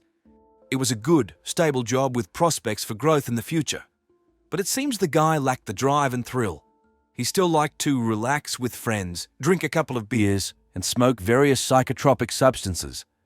In 2003, fate brought Ron together with Tracy, a blonde a couple of years older than him. She already had an unsuccessful marriage behind her and a young son. But Ron seemed to really fall in love. Despite the warnings of relatives, he married Tracy a year later. At first, everything was going well, but soon problems returned. Substance abuse does not go unnoticed, believe me. Soon quarrels began in the young family, and when their long-awaited daughter Anna was finally born in 2006, after several miscarriages, the situation worsened. The girl was born prematurely with heart defects. The burden of caring for her fell on Tracy's shoulders, while Ron increasingly withdrew from affairs. Instead of being with his wife and children, he increasingly hung out with friends and had affairs on the side. Of course, this infuriated Tracy. She was jealous and made scenes. According to her, that's when Ron first raised his hand to her, although he later denied the beatings. In 2010, Tracy couldn't take it anymore and filed for divorce. It would seem that now Ron had a chance to start all over again, to become a better father to Anna. But no, The ex-wife claims that he still broke into her house, threatened and abused her. Even after the official dissolution of the marriage in 2011, Ron allegedly did not leave Tracy alone. Of course, the man denied all accusations. He said that these were Tracy's fabrications, a way to take revenge on him. He returned to live with his parents, worked in their firm, and tried to get his life back on track. Now let's get to know the other key figure in this tragic story better, Tracy Grissom. The woman was born on November 24, 1976 in the small town of Northport, Alabama. She was the only child of Mike Hennigan, a Vietnam War veteran, and his wife Diane. I suppose her father saw in his daughter the embodiment of his unfulfilled dreams and had high hopes for her future. Tracy grew up to be an active, purposeful girl. She did well in school, played sports, and dreamed of someday mastering the noble profession of a nurse. Everything was going well, and it seemed that a worthy career and a quiet life awaited her. After graduating from school, Tracy entered the local college for nursing courses. There she met her first husband and quickly married for great love. But family idol did not last long. In 2001, when their little son James was born, the relationship had already cracked. A couple of years later, the marriage finally fell apart, and Tracy was left alone with a child in her arms. Perhaps it was then that despair settled in the heart of the young woman. After all, she so longed to find a reliable male shoulder, a loving father for her boy. And then, as luck would have it, fate gives her a second chance, a meeting with Ron Grissom at a party in 2003. Ron was younger than Tracy, but his sincere care for little James melted her heart. A year later, they were married. But dreams of a cozy family crashed again against the harsh reality. Shortly after the wedding, it turned out that Ron had problems with illicit substances. Tracy did not tolerate this, and conflicts began. The birth of their long-awaited daughter Anna in 26 brought the couple together for a while. But the girl was born prematurely, with poor health. The burden of caring for her fell on Tracy. The husband not only did not help, he increasingly plunged into bad habits and behaved aggressively. According to Tracy, from 29, Ron constantly humiliated her, raised his hand to her. It happened that during quarrels, the woman suffered such beatings that she had to make up stories to colleagues about accidental falls down the stairs. I can imagine how unbearable it was for her to hide the bruises under a layer of foundation and pretend that everything was fine. In 2010, Tracy's patience snapped and she filed for divorce. Unfortunately, even after the breakup, the nightmare did not end. From then on, according to Tracy, her life turned into sheer hell. She was afraid to leave the house, suffered from constant anxiety and nightmares. She turned to the police for help, but to no avail. She had to rely only on herself. So the woman bought a gun so, in her opinion, she could protect herself and her children from her furious ex-husband. So, Tracy and Ron's marriage, which lasted 8 long years, was more like hell than a union of 2 loving hearts. Tracy's story paints a horrifying picture. For years, her husband subjected her to inhuman abuse. Beatings, forced sex, death threats. It seems that Ron did not disdain any way to humiliate and intimidate his wife. It was especially scary when he was pumped up with various psychotropic substances or alcohol. At first, Tracy tried to fight. She called the police twice, ran to relatives, but each time, under pressure from Ron, she withdrew her statements. And in return, she received even more brutal punishments from her sadistic husband. Eventually, the woman found herself in a vicious circle of fear from which she saw no way out. She lived as if on a powder keg, expecting a new outbreak of violence at any moment. The last straw, according to Tracy, was a horrific incident in November 2010. Ron broke into her house in the middle of the night, beat her, raped her, and left her unconscious on the bathroom floor. This time, Tracy firmly decided enough is enough. The next day, she went to the hospital and documented all the wounds and bruises. And then she filed an official report with the police, hoping that the abuser would be brought to justice. But the wheels of justice turned slowly. Ron was detained but released on bail. He was forbidden to approach Tracy, but how can that stop an enraged abuser? He violated the ban again and again, came demanding to see his daughter. And it is noteworthy that Ron's parents and friends did not believe in his guilt and supported him in every possible way. Black days began for Tracy. She almost never left the house, afraid of meeting Ron. She armed herself with a gun for self-defense. But there was no peace, day or night. The woman was tormented by nightmares where she again and again found herself in the hands of a rapist. Because of these experiences, she lost a lot of weight and turned grey. Of course, Tracy cherished the hope that Ron would be put behind bars and she would finally be able to start life anew. But the bureaucratic machine stalled. Court hearings were constantly postponed. Ron was at large and did not miss an opportunity to terrorize his victim. In early May 2012, he showed up at her house again with threats. Tracy called the cops, but the scoundrel fled before they arrived. Can you imagine the state of this tormented woman? She did not sleep all night, trembling with fear for her life. And when she found out that Ron had even got a job, although he had previously pretended to be unemployed in order not to pay alimony, her despair reached its limit. The morning of May 15, 2012 turned out to be remarkably clear and warm, but not for Tracy Grissom. Then the 32-year-old woman woke up with a heavy heart and obsessive thoughts about her ex-husband Ron. She was going to a job interview for a nursing position, but she couldn't concentrate at all, because she had just found out Ron, who swore up and down in court that he was unemployed, was actually working again, and this infuriated her to no end. Tracy decided to expose her ex-husband's lies at all costs. She got behind the wheel and headed to the place where Ron usually worked, the construction side of the firm Grissom and Grissom. The plan was simple, to take a few photos of Ron at his workplace and then present them in court as proof of his deception. Approaching the construction site, Tracy saw the company's billboard from afar, and the next moment her heart sank. There was Ron himself. Together with his cousin Dale Dockery, he was just unloading some boat. Tracy parked the car nearby, took out the gun with trembling hands, and headed towards her ex. And here the discrepancies begin. According to Tracy, as soon as Ron noticed her, he immediately rushed in her direction with curses and a threatening look on his face. The woman panicked, pulled out a weapon, and shouted for him not to approach. But he allegedly did not even think to stop. That's when she fired, supposedly defending herself. However, the Dockery brothers tell a completely different version. They say that when Tracy drove up and Ron saw her, he immediately shouted to Dale to call the police, and he himself rushed to flee, trying to hide. But Tracy started shooting after him. Be that as it may, as many as 6 shots were fired. 4 bullets found their target. 1 hit Ron in the shoulder, 1 in the forearm, 2 in the back. The heavily wounded man collapsed to the ground and tried to crawl away. But Tracy came up almost point blank and cold-bloodedly finished him off with 2 shots to the head. Later, the examination will confirm it was these control shots that proved fatal for Ron. After the deed, Tracy returned to the car, put the gun on the hood, and called the police. She told the dispatcher that she had just shot her ex-husband, who had been abusing her for years. She seemed to be asking for help and at the same time confessing to murder. The local police from Tuscaloosa arrived at the crime scene very quickly. Tracy Grissom, surprisingly, did not resist arrest at all. She immediately confessed to the deed, explaining her actions by years of violence from the late Ron. Now her fate was in the hands of the investigators. The detectives thoroughly documented the crime scene, interviewed all possible witnesses, and seized physical evidence, primarily the gun with Tracy's fingerprints. Ron's cousin, who saw the shooting with their own eyes, immediately gave their testimony. According to them, it turned out that Tracy purposefully came to Ron's place of work, called him out to talk, and then started shooting. Moreover, as Dale Dockery claimed, Ron did not show any aggression towards his ex-wife and only tried to escape and hide. The body of the deceased was sent for autopsy, and the conclusions of the forensic experts were unfavorable for Tracy.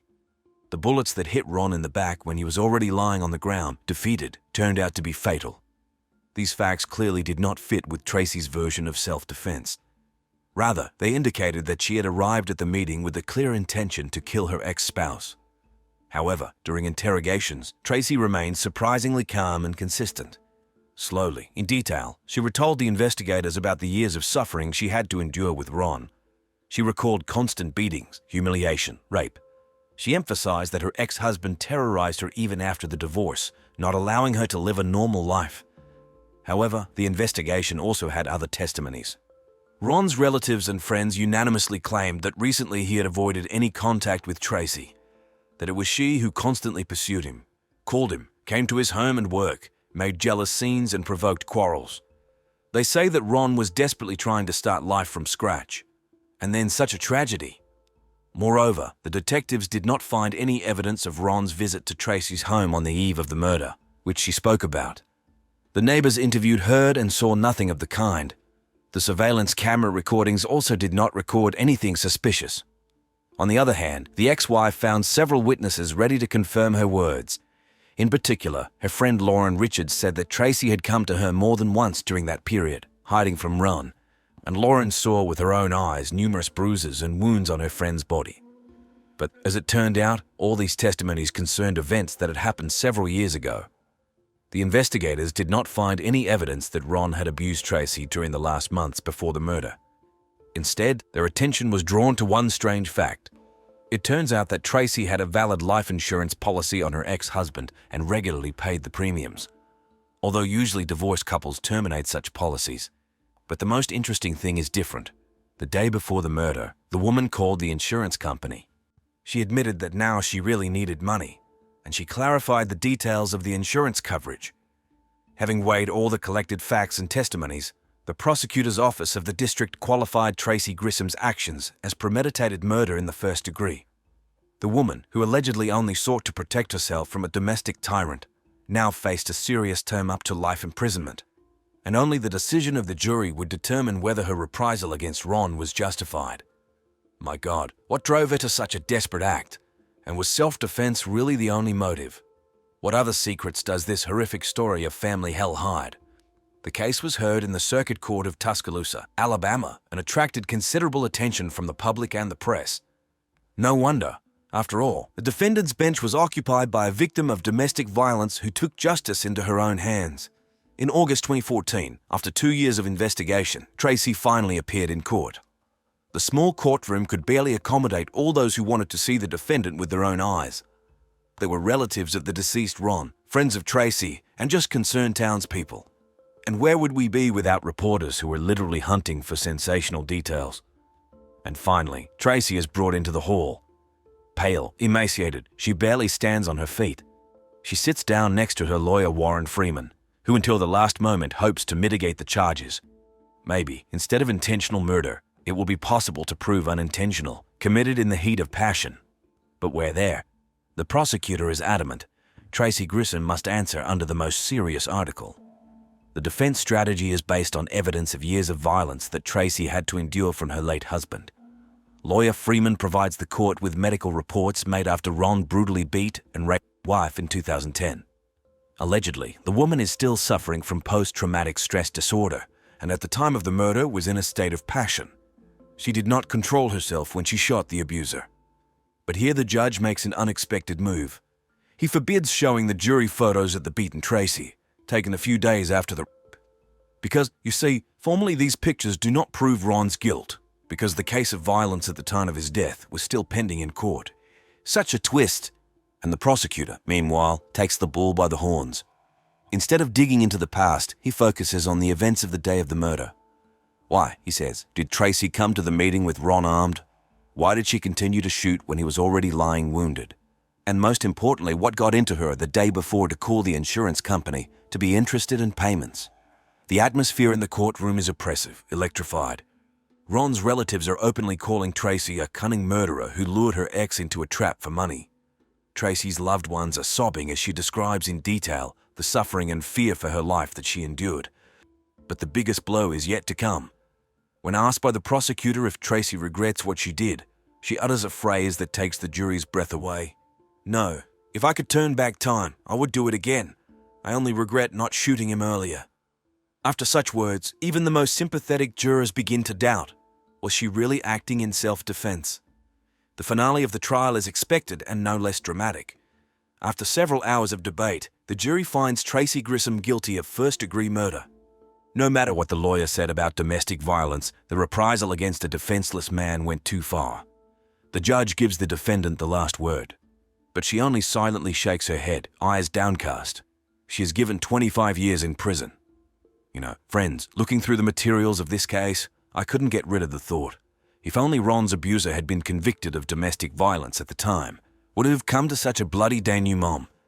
If the state had provided Tracy with reliable protection, helped to break the toxic connection with the abuser, would she have dared to take the law into her own hands? You see how easily the situation gets out of control when the escalation of violence is not stopped in time, when cries for help are ignored. This tragedy should have been a lesson for all of us. Countering domestic terror is not only a matter for the police or social services. It is a shared responsibility of society, of each and every one of us. Friends, the case of Tracy Grissom is not just another criminal story. It is a wake-up call for our entire society, a kind of litmus test that revealed a whole range of systemic problems, and above all, the problem of domestic violence and the protection of its victims. You see, on the one hand, Tracy's story clearly demonstrated how imperfect our laws are in this area, and how indifferent and helpless law enforcement officers can be. The woman repeatedly turned to the police, begged for help, but she never received reliable protection from her aggressive ex-husband. The system seemed to ignore her suffering, shrugging off her cries for help, and as a result, here you have a bloody denouement. On the other hand, this high-profile case clearly showed even the hell of domestic terror cannot be a justification for lynching. Yes, Tracy suffered terrible, inhuman abuse. Her life turned into a continuous nightmare from which she saw no legal way out.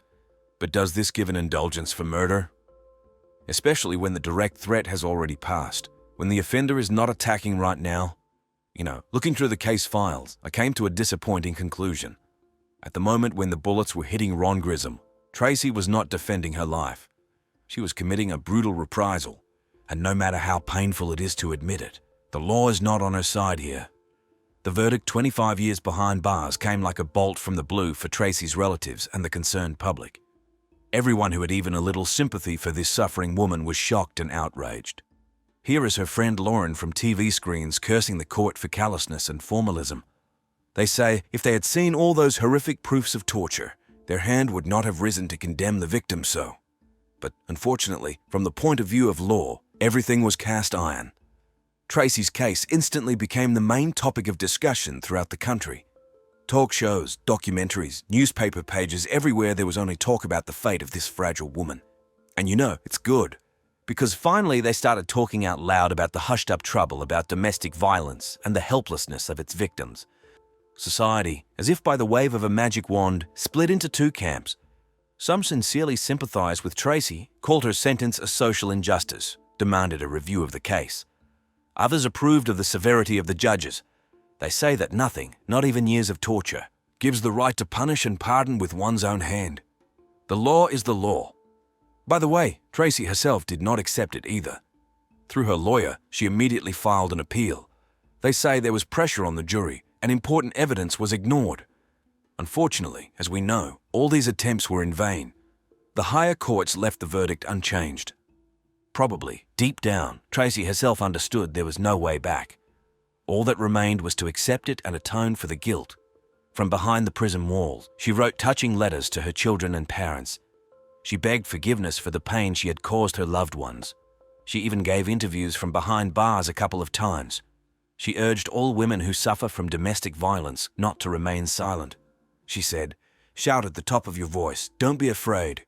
Seek protection from the law, not from weapons, because weapons will not lead to anything good." Tracy herself will pay in full for her fatal choice with her freedom. She will see freedom only in 2029, at the age of 53. And she really hopes that at the prison threshold she will be met by her adult children's son James and daughter Anna. Then, perhaps, she herself will promise herself never to repeat the terrible mistakes of the past. Friends, today I want to talk to you about one of the most painful and ambiguous topics in our society. About domestic violence, lynching, and the inexorability of justice. A vivid example of this problem is the case of Tracy Grissom, a woman who was driven to despair by years of abuse by her husband. Can her act really be called self-defense? Where is the line between the victim's right to salvation and the law's obligation to punish the murderer? Let's try to figure it out. A terrifying picture emerges from the case files. Tracy suffered for years from the cruelty of Ron Grissom. Beatings, humiliation, sexual violence, it seems that this man did not disdain anything to break his wife. Even after the divorce, he continued to terrorize her and the children. It is easy to imagine the hell in which this tormented woman lived. At some point, she probably really believed, Ron will not calm down until he kills her or someone close to her. But the law is the law, and it clearly distinguishes between self-defense and lynching. Here I must agree with the conclusions of the investigation. The circumstances of Ron's murder in particular. The control shots into a motionless body do not at all fall under the definition of necessary defense. Tracy clearly crossed the line beyond which fear for one's own life becomes a thirst for reprisal. and no matter how painful it is for us to admit it, according to the letter of the law, she deserved the sentence. Another thing is that this case has become a litmus test for the entire legal system. It exposed glaring gaps in the mechanisms for protecting victims of domestic terror. Well, think for yourself. Tracy repeatedly begged for help, but the police waved their hands every time. They say, "We do not interfere in family quarrels." Left alone with her pain, feeling hopeless, the woman grabbed a weapon. So, don't we have to share responsibility with her for this tragedy? Yes, we are with you. All those who for years watched Ron's bullying and did not intervene. All those who lacked compassion to lend Tracy a shoulder. Finally, all of us who tolerate the silent existence of domestic violence next to us. Is it really necessary to wait for a bloody denouement in order to remedy this trouble? This sad case must awaken our society. We must together create an atmosphere of zero tolerance for violence in the family. Provide victims with reliable protection and support mechanisms. After all, the main conclusion of the Tracy Grissom case is this: no suffering justifies murder. And if we do not want to observe new tragedies, lynching must remain outside of civilization. Meet the Duane twins, Allison and Ann. The women were born in Utica, New York. In 1978, they also had an older sister named Amy who was 3 years their senior. When the twin girls were 5 years old, their mother Miriam passed away, leaving them to grow up without maternal love and care.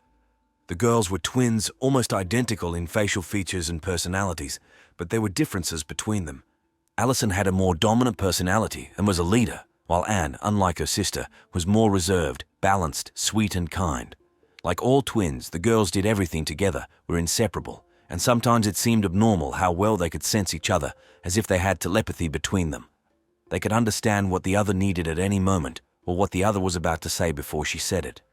They were very close and loved each other dearly, but at the same time, there was a kind of toxic, perverse relationship between them, bordering on hatred. Those who knew the twins were amazed at how they could sense each other. If one started to speak, the other could finish her sister's sentences, but throughout their lives, the sisters would fight each other like crazy. Their lives were full of ups and downs, quarrels and terrible fights, then moments of love, and then it would all repeat.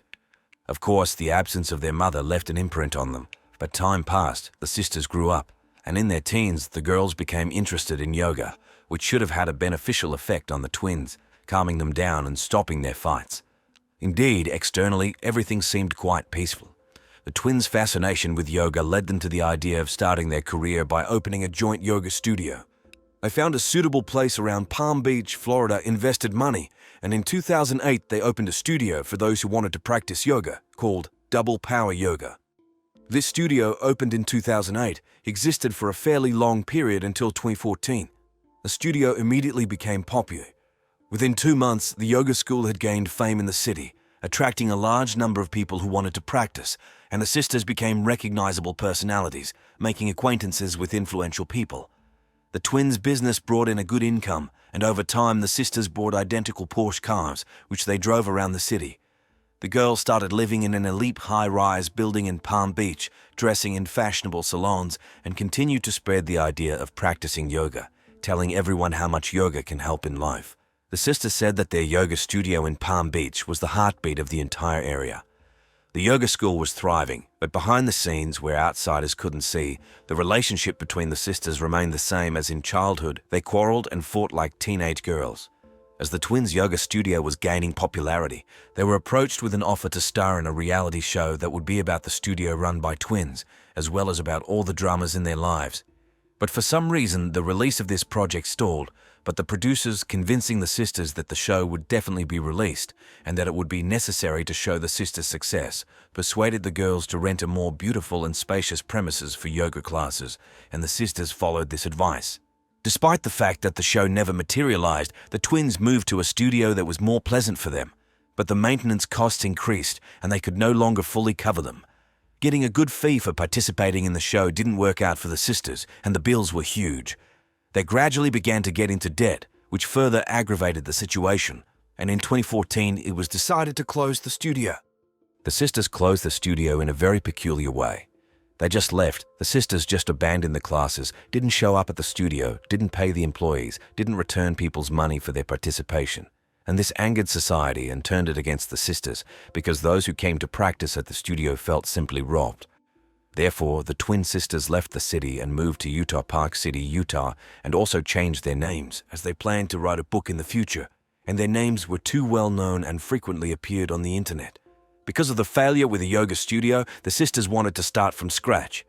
Allison changed her name to Alexandria, and Anne became Anastasia.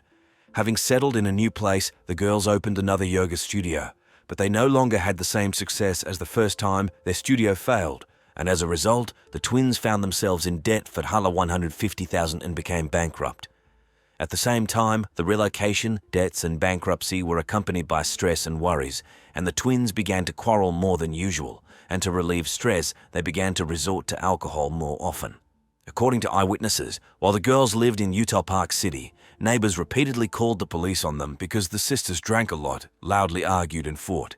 Apparently, the twins were going through very difficult times during this period, were depressed, experiencing depression, and they didn't like living in Utah, so in the end, they packed all their things and went to the most beautiful place on earth, Hawaii. This was in 2015, and interestingly, when the twins said they were going to Hawaii, they added that they were going on a real pilgrimage, ride through holy places, and want to search for the meaning of life. But as soon as the sisters reached their destination, they again faced problems and got into trouble. One time, or rather on Christmas Eve, Alexandria and Anastasia decided to celebrate Christmas in a fun way. As usual, they didn't know when to stop with alcohol. The feast took place in a restaurant where the girls got pretty drunk and, of course, quarreled. Having decided to go home, they, however, did not stop arguing and already near the car began to swear so fiercely that they lost control and drove into a ditch. This happened very close to the restaurant, and the consequences could have been very serious. Fortunately, when the police arrived at the scene, the sisters had already gotten out of the car safe and sound. However, instead of calming down, they continued to swear and even began to insult the restaurant owner. Not understanding what was happening and why they were so angry with him, the sisters, in their drunken frenzy, even threatened him with violence, saying, "We will send the mafia to you. Let them deal with you." Of course, such behavior did not go unnoticed. The police detained the belligerent sisters for hooliganism. As a result, a fine, and it seems a certain sobering up, because after this incident they seemed to calm down a little. Further events showed that pleasant changes also took place in the life of the twins. In 2016, they both found boyfriends and started dating guys. For Alexandria, it was Lonnie Dickerson, and Anastasia started a relationship with Federico Bailey. It would seem that personal life was getting better and the sisters finally found their happiness. But not everything was so cloudless. Once Federico and Anastasia decided to go on a hike. Alexandria was supposed to stay at home. While preparing for the trip and stocking up on groceries at the supermarket, Anastasia accidentally took her sister's credit card instead of her own. Deciding not to use someone else's card, she went back home to get her own. But suddenly Alexandria for some reason changed her mind and decided that she also wanted to join the hike. It is worth noting that Federico, unlike the sisters, perfectly understood the problems associated with alcohol and tried to protect the girls from unnecessary temptation. Therefore, during this trip, he strictly forbade taking any alcoholic beverages with them. But Alexandria, as always, did her own thing. She secretly took a bottle of wine with her and hid it well in the car. When Federico discovered the forbidden alcohol, he was very upset and disappointed. This find caused considerable tension between the participants of the hike. Anastasia, in turn, got angry with her sister for such an irresponsible act. As we can see, even on vacation, in the company of their loved ones, the sisters could not get rid of their old habits and again found themselves in the epicenter of conflict. It would seem that a bottle of wine is a trifle, but it is from such trifles that serious problems often begin. And something tells me that this incident was just the tip of the iceberg. What other surprises did the Duane sisters have in store for their companions during this trip? I will note that after that tense scene with the wine, the company, which consisted of sisters Alexandria and Anastasia, as well as Anastasia's boyfriend Federico, finally reached their destination. The campsite where they stopped was located in a surprisingly picturesque area, surrounded by wonderful views of wildlife. While the girls were unpacking their things, Federico decided to freshen up after the long road and went to the nearest spring.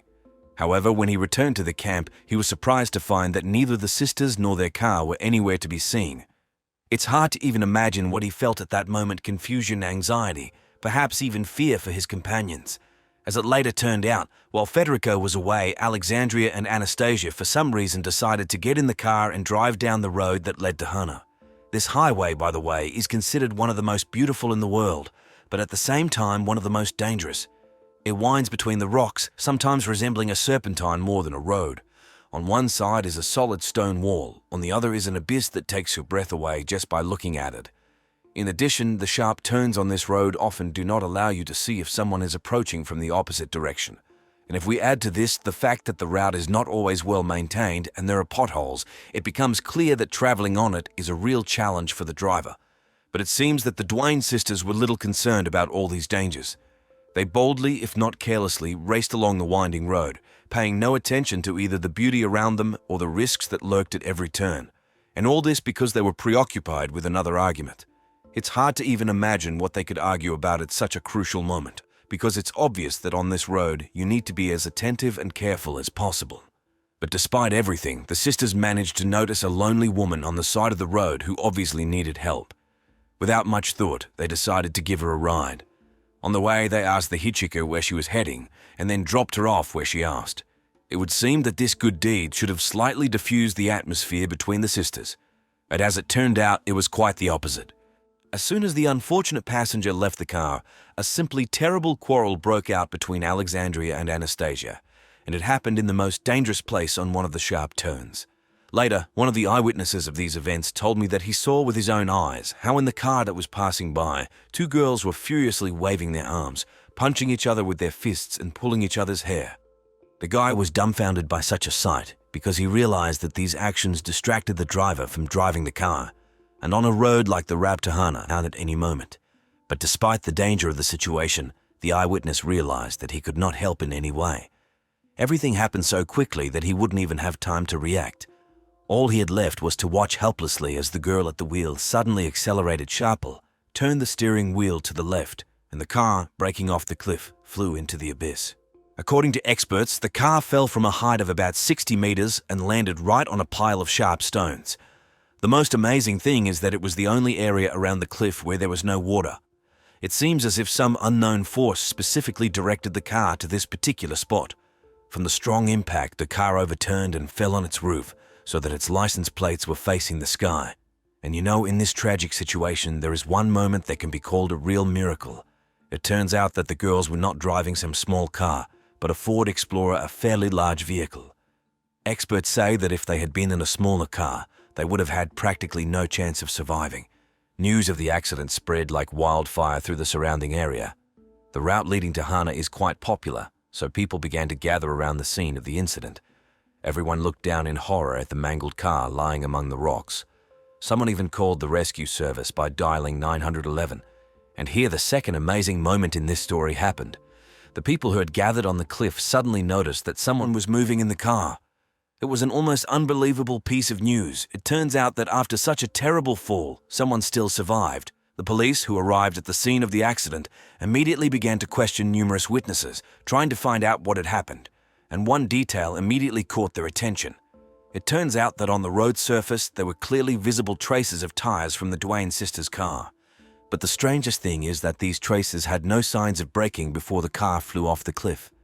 On the contrary, everything indicated that the driver deliberately accelerated and directed the car straight to the edge of the cliff. You must agree that such things do not happen by chance. Meanwhile, rescuers were delivered by helicopter to the scene of the tragedy to check if anyone was left alive in the twisted car. What they saw in the car interior shocked even experienced experts. One of the sisters, Anastasia, was dead.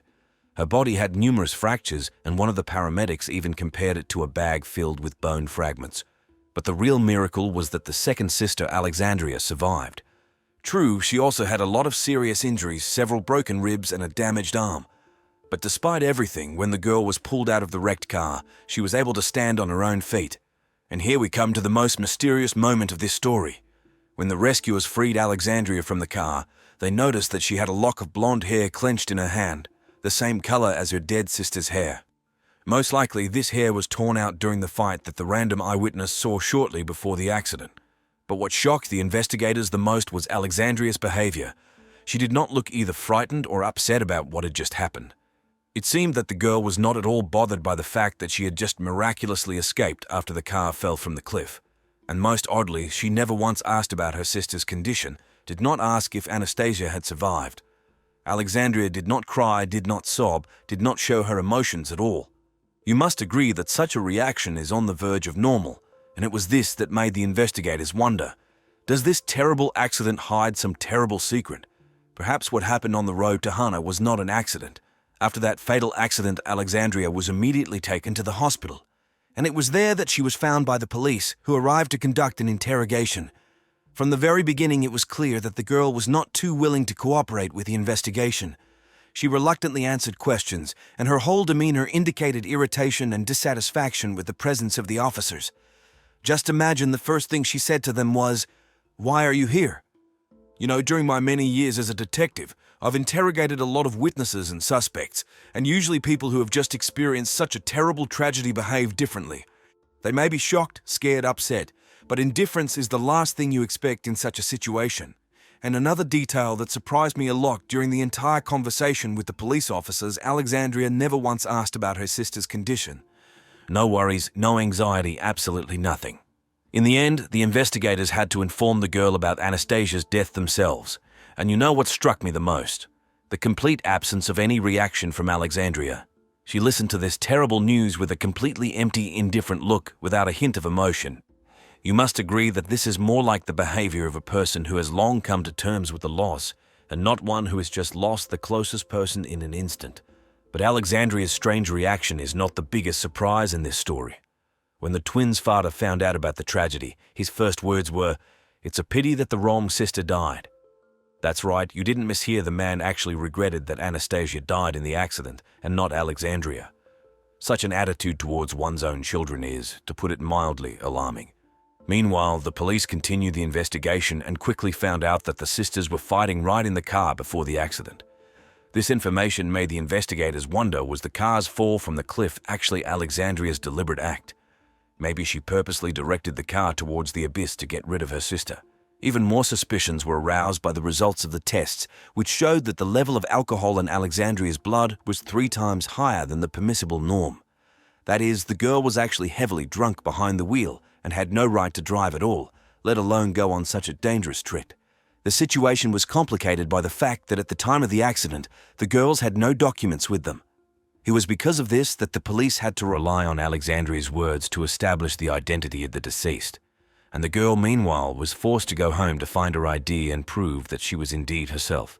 The investigators also turned to Lonnie Dickerson, Alexandria's boyfriend, with a request to confirm her identity. When Lonnie was told about the accident and Anastasia's death, his reaction was no less strange than Alexandria's. It seemed that this news did not touch him at all. He just looked at the police officers with an empty, indifferent look. But Federico, Anastasia's boyfriend, was completely unaware of the tragedy. He was still waiting for the girls at the campsite, not understanding where they could have gone. Only the next morning, having got to his friend's place in Hana by hitchhiking, Federico learned the terrible truth. The news of his beloved's death was a real shock for him. The guy was extremely upset and confused, but suddenly remembered something. And believe me, this information greatly interested the investigation. Undoubtedly, the information provided by Federico was a real sensation for the investigation. He said that a week before the tragedy, Alexandria openly stated her intention to kill Anastasia. Moreover, at one point she even said, "I got rid of her," as if the murder had already happened. Such words could not but cause serious concern. True, Federico could not say for sure the reason why Alexandria wished death to her sister. But he suggested that there was a very strong rivalry and mutual jealousy between the girls because of each other's successes. It was hard for the twins to come to terms with the fact that they were so similar in appearance, and this forced them to constantly compete and oppose each other. Federico said that the sisters were constantly trying to outdo each other to prove their uniqueness.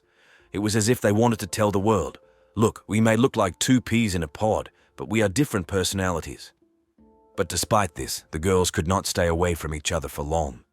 Their relationship was a strange combination of love and hate, tenderness and aggression. When they were together, they constantly quarreled and insulted each other, but as soon as they were apart, they already missed their other half. But the strangest thing is that Federico recalled that once, after another heated argument, Alexandria told him, as if in passing, "My sister and I will leave this planet on the 30th. When the guy heard this, he thought that maybe the girls had decided to commit suicide together. But life went on as usual, and gradually this phrase was erased from Federico's memory. Upon hearing such a confession, the investigators became seriously alarmed. A terrible picture began to emerge in their heads. Alexandria deliberately drove the car into the abyss to kill her sister. Of course, one could assume otherwise, for example, that the girls decided to settle scores with life together, or that it was just a tragic coincidence, an accident. But something told the detectives that the answer lay precisely in Alexandria's words, which Federico heard. So the investigators decided to take a closer look at the Duane sisters' car. Fortunately, it was a new, modern car with many technical gadgets, and most importantly, it had a black box like in airplanes. This device records all information about the movement of the car, speed, maneuvers, change of direction, and so on. Thanks to the data from the black box, it was possible to find out an extremely important detail at the moment the car fell, the brakes were not used. That is, the car was flying off the cliff at full speed. No one even tried to stop, or at least slow down. For the investigators, this was direct evidence that the accident was not an accident. Suspicions were intensified by the fact that the car fell into the abyss exactly where there were only sharp stones at the bottom and not water. It seemed as if someone had specifically chosen this spot for the fall. Moreover, it was here, on this stretch of road, that for some reason there was no protective fence. Everything seemed to come together for the implementation of someone's sinister plan. Experts made another interesting conclusion: Alexandria survived thanks to the deployment of airbags. But Anastasia was not so lucky. She jumped and bumped a lot in the cabin during the fall. Someone even suggested that if at the time of the accident the girl was pulling her sister by the hair, then Alexandria could quite possibly involuntarily turn the steering wheel and press the gas. Having received such testimony and evidence, the investigators decided to bring an official charge against Alexandria. There was only one question left: what motive pushed the girl to such a terrible act? It turns out that shortly before the tragedy, Federico and Anastasia were planning to open their own business on another Hawaiian island. And here we come to a possible motive for the crime. According to the testimony, Alexandria was extremely dissatisfied with the fact that her sister was going to leave her. The girl was so strongly opposed to parting with her twin that she may have decided to resort to the most radical measures. Having gathered all the circumstantial evidence, the investigation was finally able to bring an official charge against Alexandria, the intentional murder of her sister, that is, a second-degree crime. But when the police arrived to arrest the suspect, it turned out that she had already fled the house. It seems that the girl somehow guessed about the possible arrest and decided to hide from justice. But Alexandria apparently forgot about one simple thing: Maui is an island, and you can only leave it in two ways, by sea or by air. So it wasn't too difficult for the police to find out that the girl had booked a plane ticket and that her flight was about to depart. And you know, sometimes fate can be surprisingly ironic. By some coincidence, it was on this plane that a mechanical malfunction occurred, and the departure had to be postponed. So instead of being hundreds of kilometers away from the crime scene, Alexandria was forced to stay very close, but she went to wait it out in a nearby hotel. And there she was eventually found and arrested by the police. During the preliminary hearing of the case, Alexandria did not plead guilty to the murder of her sister. And here I would like to draw your attention to one detail. In the footage from the courtroom, you can see that the suspect's hand was not bandaged, although she had previously complained about an injury. Some of those present even suggested that Alexandria could have exaggerated the severity of her injury in order to arouse sympathy from others. The day of the substantive trial came. A large jury gathered on Maui, and Alexandria was officially charged with killing her sister. For this, the girl was taken to Hawaii to personally face justice. The process began on January 29, 2018. At first, Alexandria looked very excited and scared. No wonder, after all, she was facing life imprisonment. One of the key witnesses in this case was the same random passerby who saw with his own eyes how the sisters were fiercely fighting in the car shortly before the accident. The man described in detail what he saw: how Anastasia pulled her sister by the hair, pulled her head to herself, and punched her with her fists. This testimony formed the basis of the defense's version, according to which Alexandria, being behind the wheel, could have lost control of the car from pain and shock. Allegedly not seeing the road clearly due to her sister's attack, the girl could have unintentionally directed the car into the abyss. Then Federico, the deceased Anastasia's boyfriend, was questioned on the witness stand. He spoke about Alexandria's strange and disturbing behavior after the tragedy. According to him, the girl tried to establish closer contact with him, suggested taking a shower together, began to wear her sister's things. Federico admitted that he was shocked and repelled by such actions. Despite the outward resemblance to his beloved, he categorically refused to get close to Alexandria. But despite all this testimony, the suspect's lawyers insisted that it was Anastasia who caused the fatal accident. Allegedly, by attacking her sister, she provoked her to rash actions. The defense also referred to the results of the examination, according to which the car's wheel was changed shortly before the accident so one of the tires was completely smooth. Given that the road was wet that day, and the sister's car was initially swaying due to the fight inside the cabin, it could well have happened that Alexandria simply could not cope with driving on the slippery road. So the court faced a difficult question. What really happened that fatal day on the road to Hana? Was the accident really an accident caused by a combination of factors, or was there a malicious intent behind it? And most importantly, is Alexandria guilty of her sister's death? The answer to these questions was to be given by the jury. So after hearing all the available evidence, the judge reached a conclusion and announced his decision. According to it, Alexandria was not responsible for the accident and the death of her sister, and therefore she was immediately acquitted. In the judge's opinion, the accused lost control of the vehicle, and perhaps she did indeed turn on the left turn signal. But even if she did, the evidence shows that the car was being heavily shaken from side to side due to the fight inside the cabin. The judge noted that the mere probability that Alexandria could have driven the car into the abyss is not sufficient for a guilty verdict. This requires strong and indisputable evidence of intent, and in this case they were absent. Instead, eyewitness accounts and expert findings rather indicated that the accident was the result of a fatal coincidence of circumstances: bad weather conditions, a slippery road, lack of fencing in a dangerous area, and most importantly, a merciless fight between the sisters that distracted the driver from driving. As a detective, this court decision seems rather controversial to me. Is it possible to exclude intent in a situation where one sister openly threatened to kill the other? Can it be considered an accident that the crash occurred in the very place where there were only sharp rocks below? After all, isn't it strange that Alexandria, despite the death of her twin, behaved as if nothing special had happened? These questions will probably never have unambiguous answers. Opinions on Alexandria's guilt were divided. Some consider her a completely innocent victim of a tragic coincidence. For others, she remains the main suspect who managed to escape punishment by cunning. Alexandria herself insists on her non-involvement in what happened. According to her, she misses Anastasia very much and is deeply saddened by everything that happened. But whether she can be believed is another question.